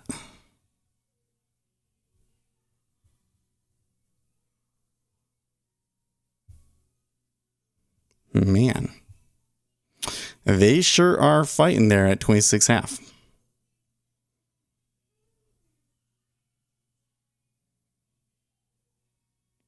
Coinbase Institutional announces Coinbase Prime, a fully integrated prime brokerage solution providing custody, advanced trading, and prime services. Oh boy.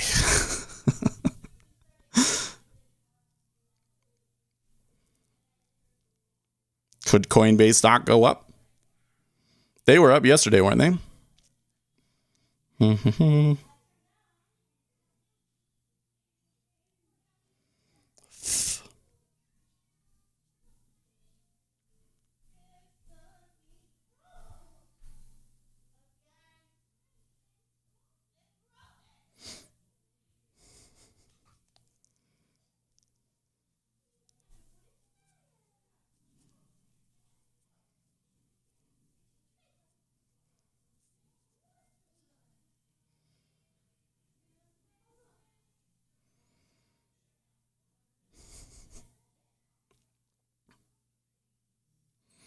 You mean you're doing a little better, but still not taking off?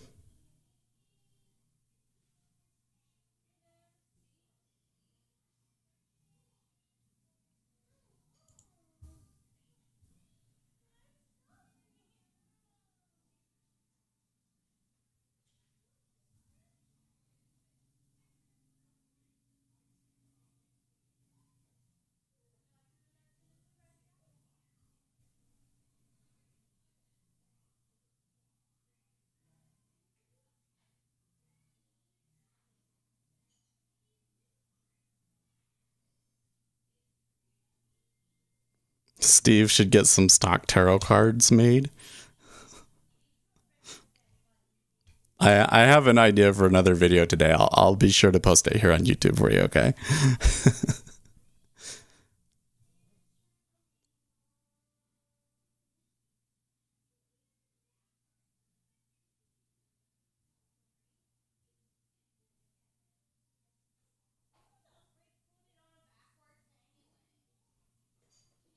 I don't think it will be a Steve one. I'll probably do it on my regular account.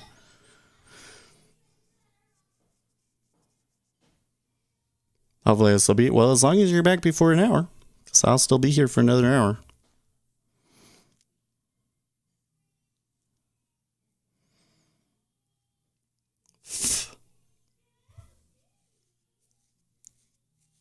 Oh man, they're talking about, let me tell you what, this is something that I think is really kind of weird. Not weird, but like, basically,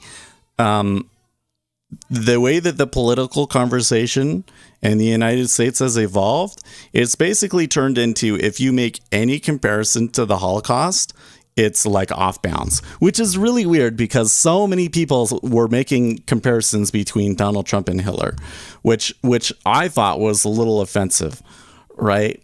But now the left is turning around and using that too on cases where, you know, I think that comparisons are maybe a little bit silly, but there still is some similarity, you know? It's just like, just don't talk about the Holocaust, I guess.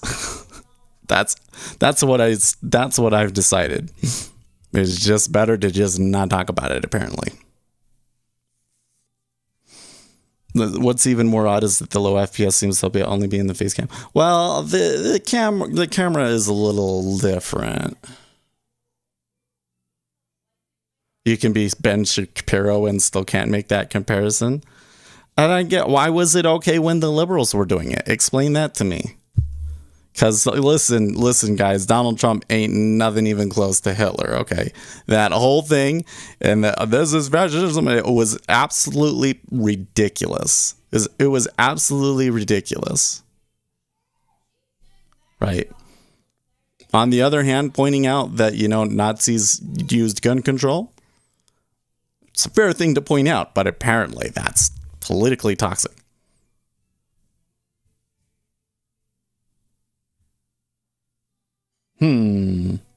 Another cell there.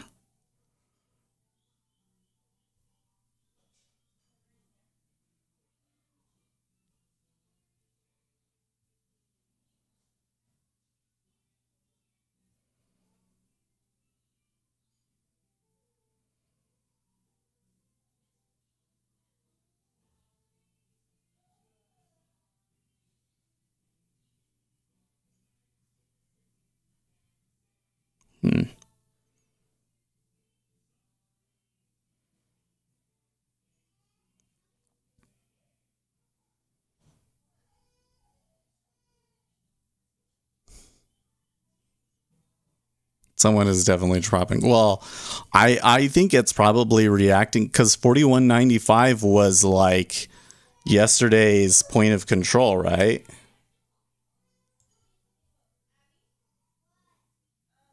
Like there was that early rise up that we saw, and then they spent a lot of time there, and then they pushed up higher, but eventually came back and closed around 41.95. So I'm not surprised that a lot of people are playing the 41.95. I'm going to bet you that if we go back and look at Future Trader 71's video today, that he mentions that price level. Doesn't mean that it's going to hold or if I really care about it, but that seems to be what they're playing for sure.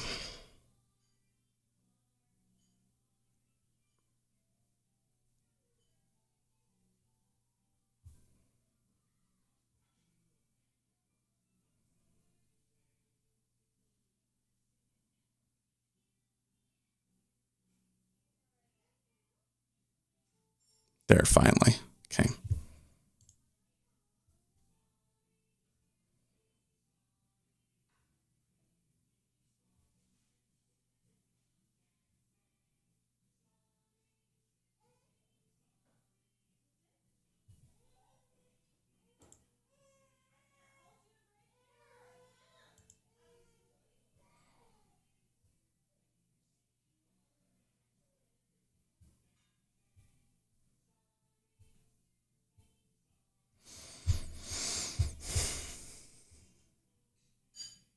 Okay, well, it's been more than 10 minutes here in ES.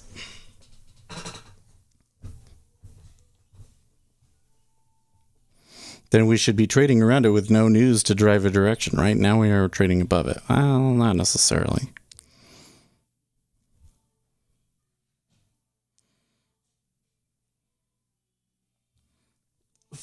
The thing is, there was a lot of volume at 95, but then there's probably a lot of options at 42, right?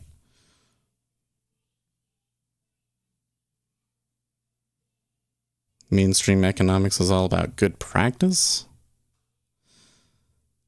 Well, I don't think that people understand the science of economics because it's a little bit different from other sciences, right? Because in economics, you can't necessarily create a control, right? So, and this will happen in regular science as well. So what do you do in that kind of situation when you can't do a control?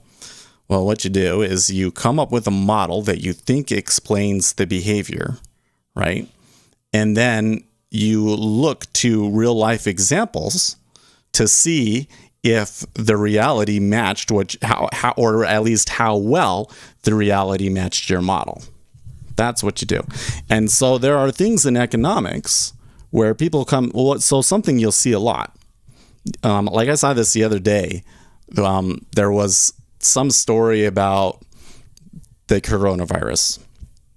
It had something to do with the spread of the coronavirus. It was making a claim about the spread of the coronavirus. And they're saying, X thing doesn't matter because of Y. But then when you go and you read the study, what was it? It was a proposed model, and all they did was explain the model. They didn't compare the model against the real world data at all. So what should you read from that, right? It's not proven, basically.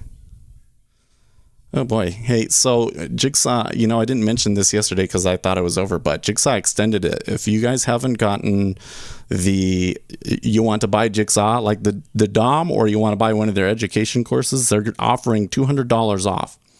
So if you're one of the first 50 people to do it here, then you'll get the $200 off, which is a pretty good discount on something that's like $800, right? Get it for $600. So I have links in the video description to my affiliate link to buy Jigsaw. So if you buy it, does help the channel out. But $200 off.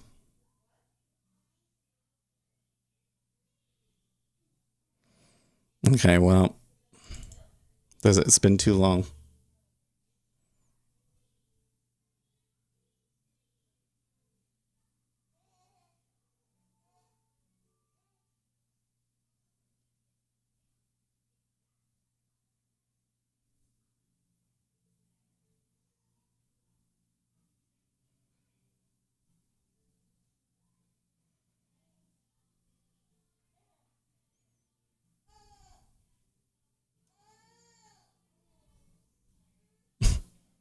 John Cena bows to China for referring to Taiwan as a country.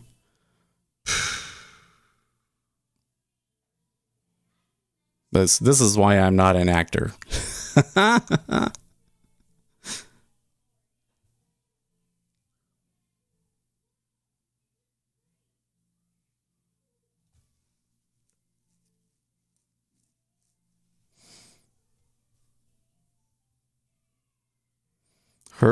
Patrick Rooney tweets, heard on the street Chinese crackdowns on Bitcoin have dinged its price in recent weeks. Don't expect pressure from Beijing to let up. Yeah. So one of the things that I hear on Bitcoin a lot is, oh, it's just the same old Chinese FUD. Every time it comes out, you guys sell and then nothing happens and it's just FUD. I don't think that that's the case at all. I think that China is upset about Bitcoin and its rise and its use in its country, and that they want to get rid of it, and that they're just giving everybody plenty of warning. But that at some point it is going to become you're done. They're going to pull everybody out. Do you have a trade linked rule? I wouldn't say that it's a hard and fast rule, but now that it's been 15 minutes, I am beyond what I would prefer to have a trade without it having gone anywhere. I did not understand, is Taiwan a country? The Chinese do not believe it is a country. The Chinese believe that it is part of China that is rebelling and will eventually be brought back into the fold of sorts. But as far as I'm concerned, it is a country, yes.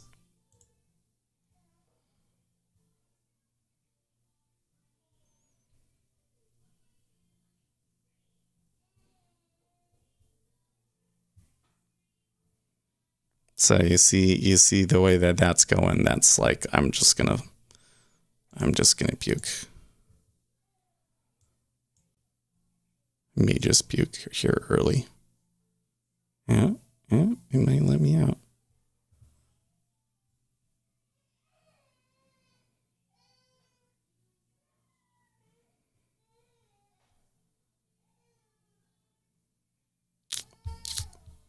Decisions.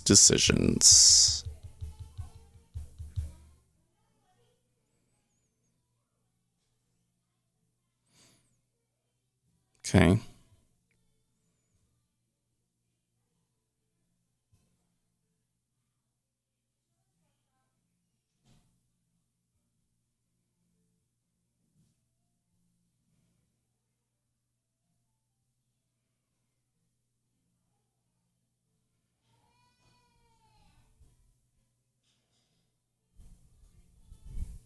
News Squawk tweets, surely the most distressing thing about this is that there are now 9 Fast and Furious films. Right. So the whole issue is John Cena is going to be in the new Fast and Furious movie. And he said that Taiwan is a country. And China said, well, we can't allow you to have your movie in our country if you're going to say Taiwan is a country. And so he's like, oh, no, I'm sorry. I didn't actually. See, this is why I'm not an actor, because I wouldn't be able to do it. I'd be like, fine, let my movie fail.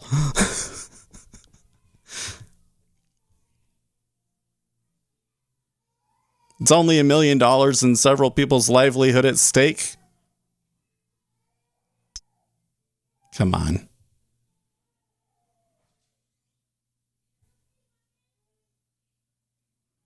This is where I start getting paranoid. I'm like, they know it's there, don't they? They know I have an order out. They're like, we're not going to fill him. We're not going to fill you, Seth. We're not. See? Oh, okay. Good. I'm out. I'm comfortable. Now it can recover it. Go up.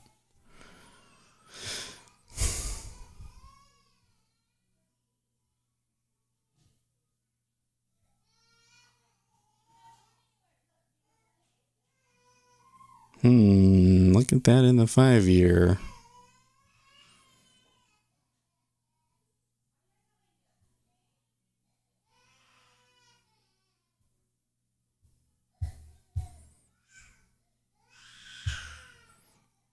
Nate Silver is talking about Bayesian things. How many cities around the world house major research facilities into coronaviruses versus how many are close to potential animal reservoirs of coronavirus?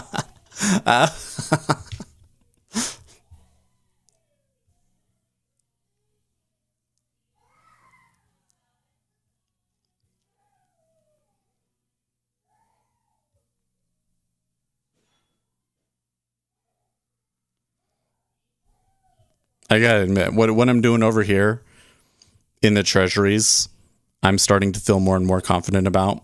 Although this one is a little iffy. What I've been doing over here in the E-mini is pretty random. Like I'm catching runners from time to time, and it's been working out lately. But like, so today it didn't work out. It's pretty random.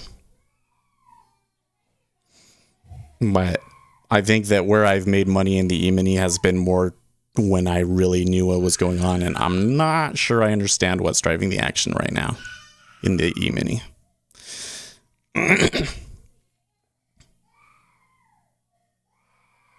Psych is more important than better odds. I don't know if I agree with that.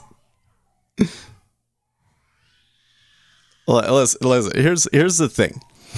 If you have really good psychology and your strategy is basically has no edge, it's random, guess what? You're going to lose all your money. That's just what's going to happen. In fact, in that situation, having good psychology, which I would interpret as you have your plan and you stick to your plan and you don't let your emotions get involved, okay? In that situation, having the good psychology, bad thing for you, because you're going to continue to trade the thing even though it doesn't actually work, right? Conversely, if you have really terrible psychology, but the strategy that you have works,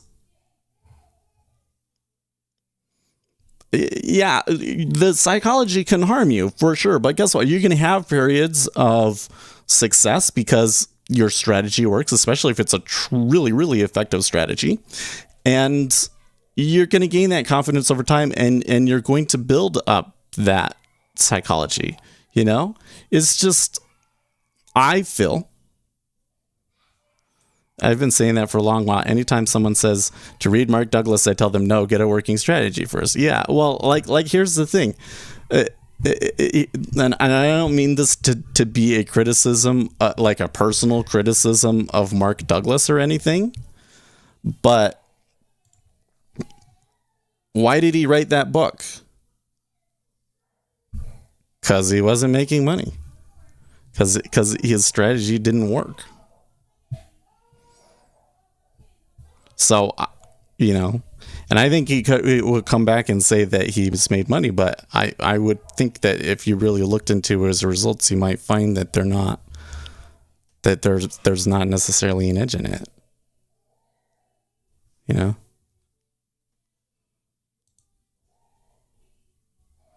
To make money, why does anybody write a book?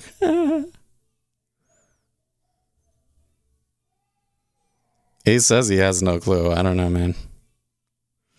I would like to see if you here's what you should do, Ace, because you've been trading it in Ninja Trader now, right? So you should come into the control center here, and then you can come in and you can say strategy or trade performance, new trade performance, and then this lovely window will come up and will tell you how terrible you are. These are some of my robots that have been trading in Ninja Trader that are just terrible, right? Which one was it? I think it's this HFT one in particular has been doing poorly. Yeah, but Gabby's been doing bad too, right? Yeah, Gabby's been doing bad too. Past week. Right. And then you should be able to come in here and we should be able to say, okay, so based on what Ace is, so here's the thing. Based on what Ace has told us in the past, I have family to tell me how terrible I am. Well, so tell me this, Ace, because what I hear from you is like, if we come in and look at this for you, it sounds like percent profitable is going to be 60%, and your average losing trade is going to be like 3 contracts at 8 ticks, and your average winning trade is going to be like way higher. And that your ratio to average win to average loss is going to be like above 2 or 3. That's what I kind of hear. But then when I look at things, like those are pretty unrealistic. But based on the signal that you're using and everything else like that, their percent profitable should probably be more like 45%. And depending on how much you're really truly letting them run, maybe it's more like 30%. You know? But why do I say that? So let me show you another thing. Here's this one. Strategy analyzer. See if it will let me pull it up still.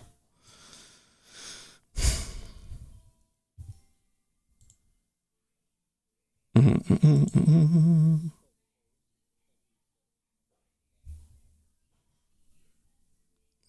I suppose I wanted to see my underwear drawer after sniffing around and am I making claims that I don't think that you are required. You have not. There is a rule that if somebody uses themselves as an authority in an argument based on their performance, that they have to prove it, and you haven't done that, so you don't have to prove it. That's just like what goes every time that you post stuff. That's what's going through my head, and I'm like, I don't think so. Okay, so here it is. So I was doing some back testing yesterday, and I found one that seemed to work pretty well. The concern that you gotta have with this one is because it well, now that's interesting. Thought I didn't notice that about it. First of all, you don't have a lot of trades, right? Okay. But here's the thing. Look at that. 53% profitable. Profit factor 1.16. There's some of these that are like really, really high. Okay, here's this one. Inverse true. So these ones are all true when I'm using the time instead of the range bars. So I kind of suspect that the range bars has been screwing things up because it could move like 2 ticks at a time, and it has to process that tick, and then it has to process that tick. There's not enough time between those 2 ticks to process it and take the trade, and so it misses it. So that's why I moved over to like 5-second time frame. We're going to see how that changes. I do not claim to be an authority, but you will respect my authority. Who's ranging the most, the ZN or ZT? I don't know. They're all kind of chopping around here. It looks like that the ZN. So what I see in the ZN here, by the way, if I can interject just for a moment to a different subject, it looks to me like there was a pretty large meta order looking to buy, and that meta order may still not be done because look, he bought like 10,000 and then it ticked up and then he bought even more 10,000 at 26.5, right? So there is probably something holding it there, right? But like, why didn't his execution impact push it higher? Because from our metrics, that there should probably still be another 2 or 3 ticks left in it. Well, probably there's some other bond or, other correlated asset that they arbitrage between that is keeping it at 26.5. That's what it looks like to me. Okay, back over to here. So I got 53% win rate. But, big but. Long trades were profitable, short trades were not. Long trades, I won 60% of the time on equal risk reward. Equal risk reward, ratio average win to average loss, exactly 1. Max consecutive losers, 4. That's really good. 60% win rate. But total number of trades, 80, right? Total number of trades, 80. You know what I never did? I never did a Monte Carlo here. Will it let me do a Monte Carlo on it? Maybe, please.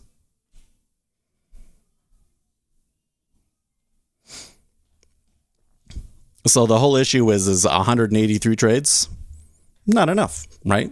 Like if I had 1,000 trades and those were the properties of it, then it would be like, damn, that's a good strategy, right?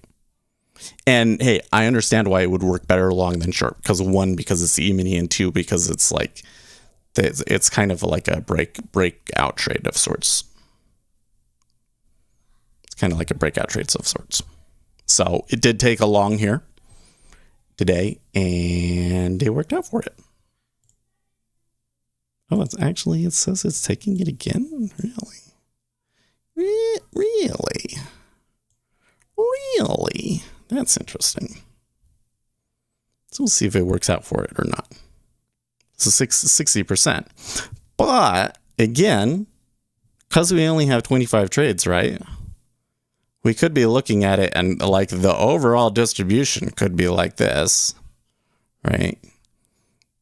And these are trades where we make and we could just be, we could just be looking at this section right here. And then when we get more data, the rest of this fills out. And then we find out that, it doesn't actually work. You know what I mean?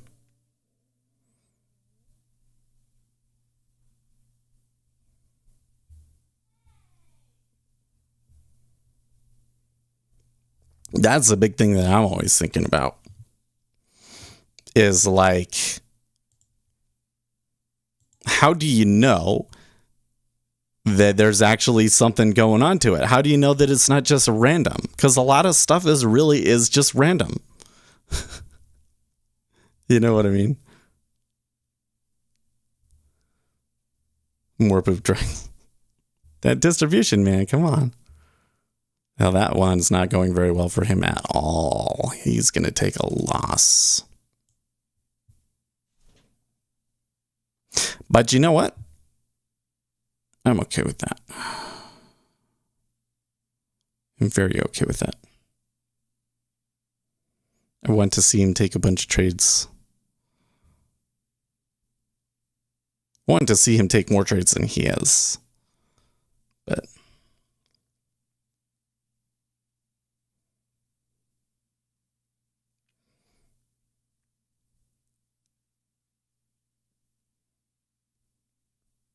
you know what's not random? Implied volatility overstating realized volatility. Yes, that's true.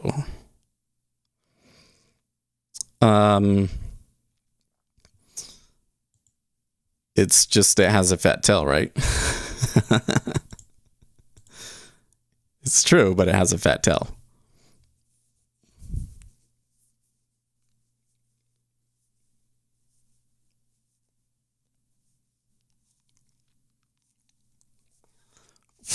So I can come in, hold on.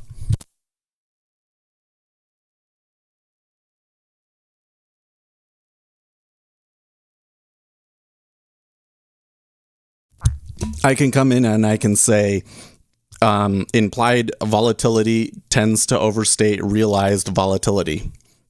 That is true, but I can't say that means I have a profitable strategy because I have to account for the fat tails. Yeah. No one's saying anything funny or interesting. Okay, guys.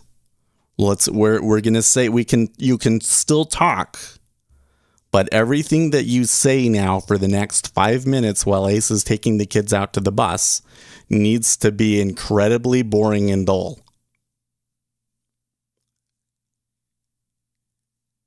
That is what they preach over at Tasty Trade? What, that they have fat tails, or that it works?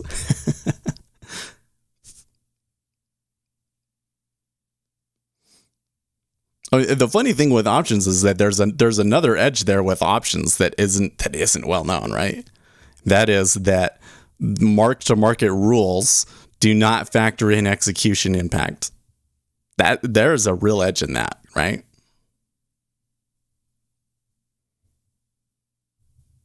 Walk out to the bus with headphones looking like a crazy man. Oh, they teach that trading implied versus realized has an edge. Well, what I would say is that you could have an edge based on that. But you have to account for the fat tails, right? So if you have a way of knowing that the fat tail is coming and getting out early.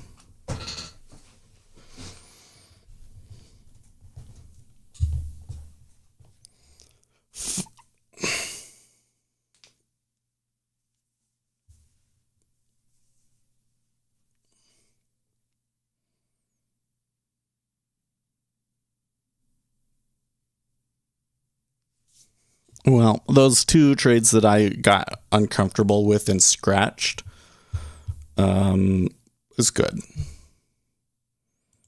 It's good. It's good. And then what did I make? I made 4 ticks in Xian. Although I did have... No, they were all clean. You see that? They were all clean. I did have some where I took more than one contract, and that one was bad. That one shouldn't have been -2, but I digress.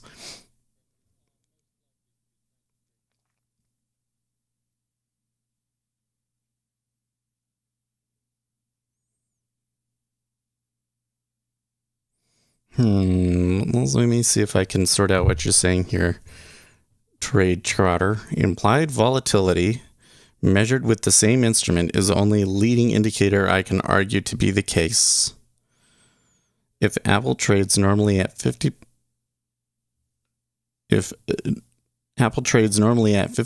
IV and it's at 200% IV, there's a leading edge in premium. You just have to use the correct size so drawdowns don't eat you up. Volatility-wise, selling premium doesn't bring you more volatility in P&L curve than other ones. It's just the big drawdowns, really. Yeah. I would feel more comfortable if we had ways of identifying the fat tails and managing the risk when they come rather than just eating them, though. There's probably a bunch of different ways of doing it, right?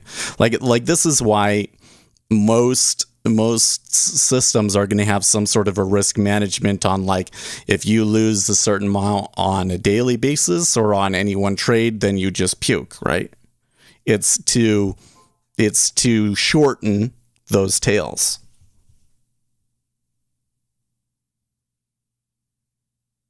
In this particular case, the distribution being the individual profit and loss on any one particular trade. So if you traded the strategy pure, you'd have this huge distribution with really long fat tails. And what you're doing is you're cutting all of those tails off and you're saying, nope, all of those actually end up here, so that the tail isn't so fat. But when you do that, then what do?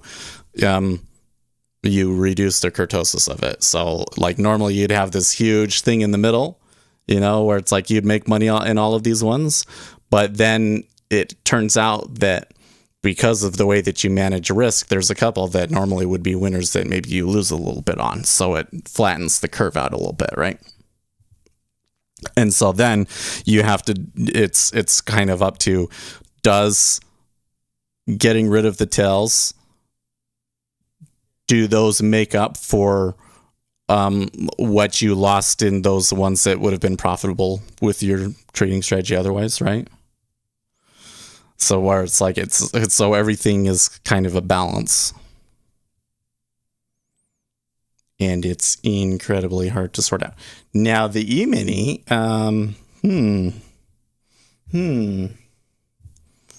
Jay, I'm rooting for you. I'm rooting for you, Jay. You can do it. Hold on, Jay. Oh, wait. No, sorry. Ace isn't back. Don't say anything. That wasn't that interesting, right? Kyle says that's a new approach. Could you expand on that? Okay, let me draw it out more explicitly, okay? We have a distribution profile. And this distribution profile is... I need to draw it a little bit better than that. Whee.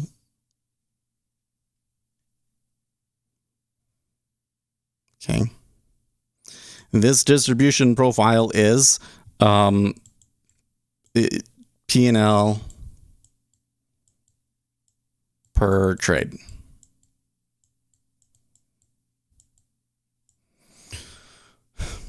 with no management.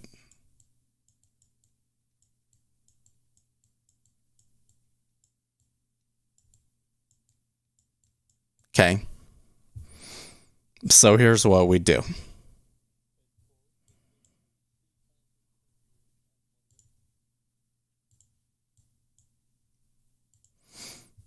Is we come in and we say, okay, actually, we want to limit our risk. So here on the downside, for instance, this is negative, right? This is negative and this is positive. We could say, I don't want anything on these tails. Nothing on these tails. So I'm going to put my stop limit right here, right? You could also say, these tails don't happen enough. I want to take my profits early on these ones. But let's not consider that one, okay? So here, instead, what we get is now we're still going to have a tail, but it's going to drop off like that, right? They're going to have a tail and it's going to drop off. But then what's going to happen is, because of that, the curve is going to be a little bit flatter, right? Because of that, the curve is going to be a little bit flatter, because there's some of these, there's going to be some trades that, went all the way over here and ended up being really big loser. But there's going to be other trades that ended up, at one point they seemed like they were a big loser, but then things evened back out and they came back to the center of the distribution in the end, right? And so because of that, there's going to be more trades that are marked as a loss as a result of your risk management, right? So this part of the curve is going to become a little bit flatter, and probably it's going to be more on this side that it's going to become flat than on this side, right? Because you have a strategy, you have a thing with a really high degree of kurtosis. I believe that's what they call it, that tailedness of it. Okay. So these are it's the same thing if you come over here, is like you do that, but then you have a more even distribution, and then so you'll get all these situations where you'll look at your MFE and your MAE and you'll say, oh, okay, like most of these trades are going like +8 in my favor. So what happens if I just always take the profit at that spot? But then what happens is, you don't get as many runners, so you don't make as much money. Or vice versa, you say, it's rare that we go more than 20 ticks against you, so I'm just going to stop out there. But then you end up with a bunch of trades that were winners before, but now are losers because you stopped out. And do those make up for what you saved from the ones that are just full-on losers that would have lost more? Well, hard to say. You'd have to have a really big data set to know how those changes affect your system.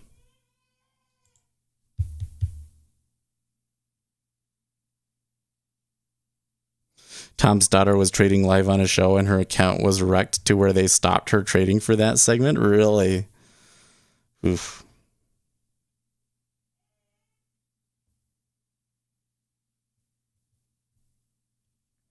TT consistently advocated DTE strangles, but it got some criticism over the years that I think is valid.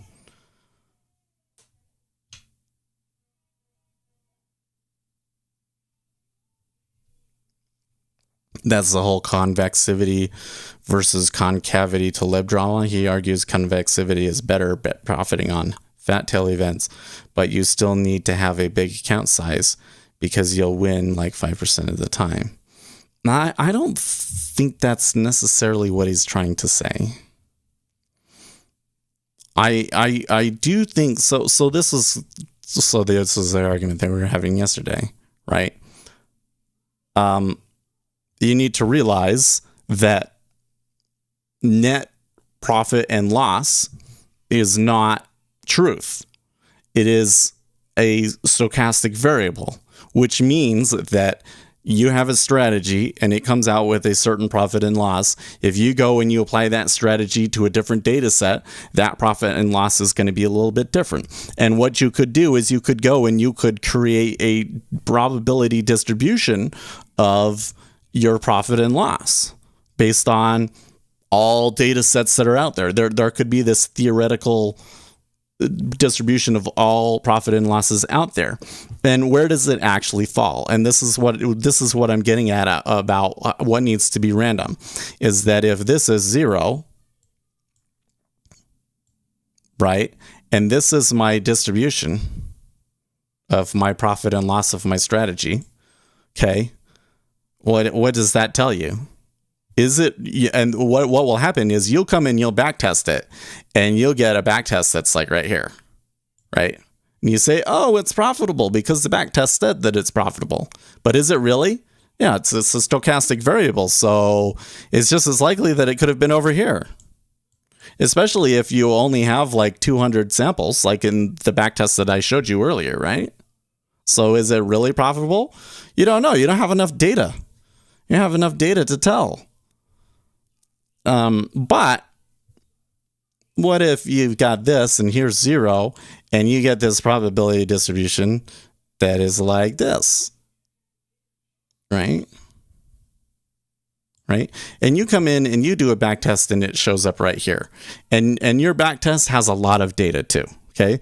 Let's say your back test has a lot of data. Like let's say that it is like 10 years worth of data and you ran the Monte Carlo analysis and you get this, right? Okay. Now, can you say that that it might not be random? I think then at that point you can say that. You can say, look, I made, my profit factor was like X much, which is a pretty high and well above what would just be like a break-even strategy. And have a wide data set. And I've done Monte Carlo analysis. So I have a pretty good idea that this data point is somewhere within this probability distribution. And so the chances of me running this strategy and getting break even or even negative was only like 5%, then you got something, right? So the thing that Nicholas Taleb is kind of trying to point out to people is that they'll come in and they'll do correlation in particular. I think the one that bothers him the most is correlation, okay? Is he comes in and they say, there's a positive correlation to it. They come in and they say, there's a positive correlation to it. But in reality, correlation is a stochastic variable too. So it's something like this. And because you're not able to consider the fat-tailedness of that trade and everything, when you game it all out and you really get a large enough data set and you really consider everything to do with the fat tail and all of that, you find out the strategy isn't actually profitable. And then, what have we seen? What have we seen? Is his model, is his explanation of the statistics true to life? I would say that it is, because at very critical junctures in the markets, these algorithms that are, largely trading stock pairs based off of calculated co-integration, they blow up during market volatility because they didn't properly factor in the tail event. So I don't think that it's necessarily that, so when he says, that it's better to profit off of the tail event sort of a thing, he's saying that if the strategy is like this, gosh, doesn't look like anything, does it? Versus if the strategy is like this, right? So if the strategy is like this, then you do want to take this. You want to take this bit, and there will be a certain, there will be a certain amount of variation in your strategy, but that's actually better. Whereas in this strategy, if you trade this part, I'm going to put an X through it, you would get this, or no. You'll get this, right? Let me do it more extreme. right? You don't want that. Okay. So instead, what you do is you trade this event right here. And then you get something like this. Chip. Chip. You know? So you're turning it more into this distribution, which is similar to this one, right?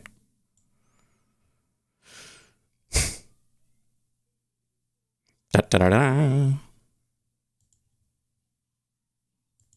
Or what you could do is you could try and combine it, and you could try and say, where are we on the distribution? And if we're on this side, you want to trade it this way. And if we're on this side, then you want to trade it this way and game it out. Possible.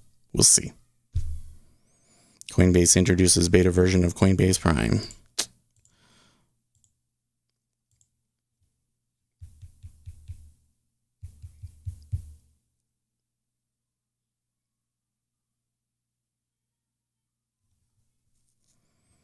Best management I've seen work out is roll out whatever profit comes from the IV collapse around, say, an earnings event, and then roll it out to get the expiration to the inside of the strangle.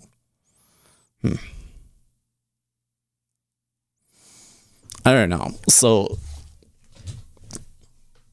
if we consider fat tail events blow up those who in some shape or form sell volatility by using co-integration mean reverting strat, those guys probably aren't selling volatility, but isn't there a possibility to find a profitable strat playing flat tails? I think that there certainly is. So I think that that's where a lot of retail traders make their money, right? Like there's a saying that they used to have on the floor that I don't see amongst retail traders today, because most retail traders aren't looking at each other's, performance, but we're getting into a world where rooms and even free rooms are more common. And so I kind of want to bring it back. And that is, look at who is the most consistent. They're the next person to blow up. This is the way that it works, right? That's the way that the distributions work. Is if you have a strategy that works like all the time, then when it doesn't work out, it tends to be really bad. That's how the market compensates for it,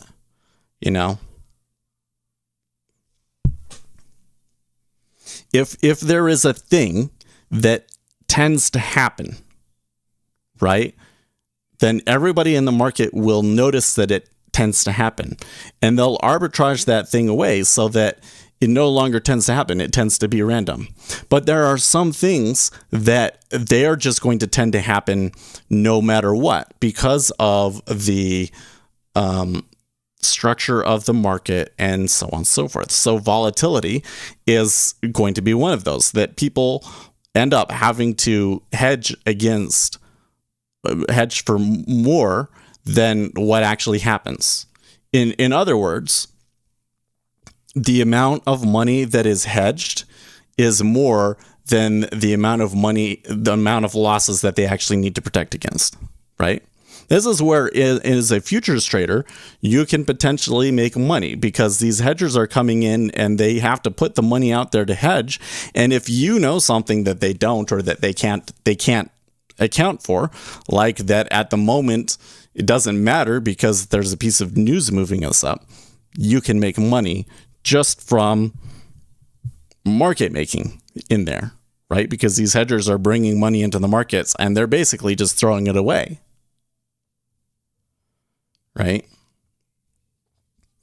Well, how does the market account for that sort of a thing? So is it, there's an inefficiency in the market then, and it just exists and everybody can make money on it forever? Because that's what everybody thinks. That's not what everybody thinks, but that's what the naive retail trader thinks. But what I'm saying is the way that the market accounts for that is in the fat tails instead.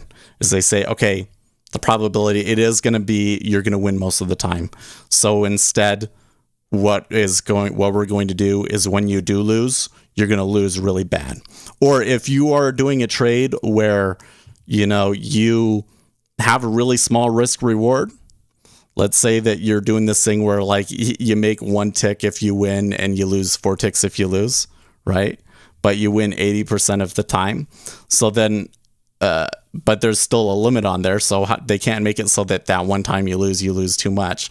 So instead, what it will be is it will be a streak. You'll run into this time period where you'll get like 20 losses in a row, and you're like, what the heck? No way. There's no way that could happen. Like in the back test, the max that I ever saw was 5 or 7 or whatever it was. And all of a sudden I'm getting 20 losses in the row. How is that possible? And well, it's the fat tails, right? You didn't account for the fat tails in winners and losers. That's why in the Ninja, by the way, did we get it to pop back up? Maybe I closed it. Yeah, I guess I closed it. I closed it. I have to go back and do it. But one of the things that you can check in there is like maximum number of winners and losers. Right? IV. They're talking about implied volatility. They're saying that the amount of volatility that the options contracts are saying is pricing in is higher than the amount of volatility that you tend to actually get. But when volatility does come in, it tends to cluster. And so what will happen is you'll see a little bit of volatility, and then you can buy that volatility, and then it will continue to go up all that week or whatever the deal is, right? Because it's a fat tail event. So, right, Taleb is saying that you can just wait. You can just sit there and wait for the event, for signs that there's an event happening that is a fat tail, and just trade that, right? And so then I'm saying here in the futures, hey, yeah, if there is like a market crash of some sort going on and there's a lot of activity, and if you understand why it is and everything, you can tend to get really long runners and make money off of it. But you have to have a pretty big account to handle the amount of, because it's going to be like this, right? That strategy does this, can do this. Because as long as markets are based on economy, fear of the unknown is overpriced. Yep.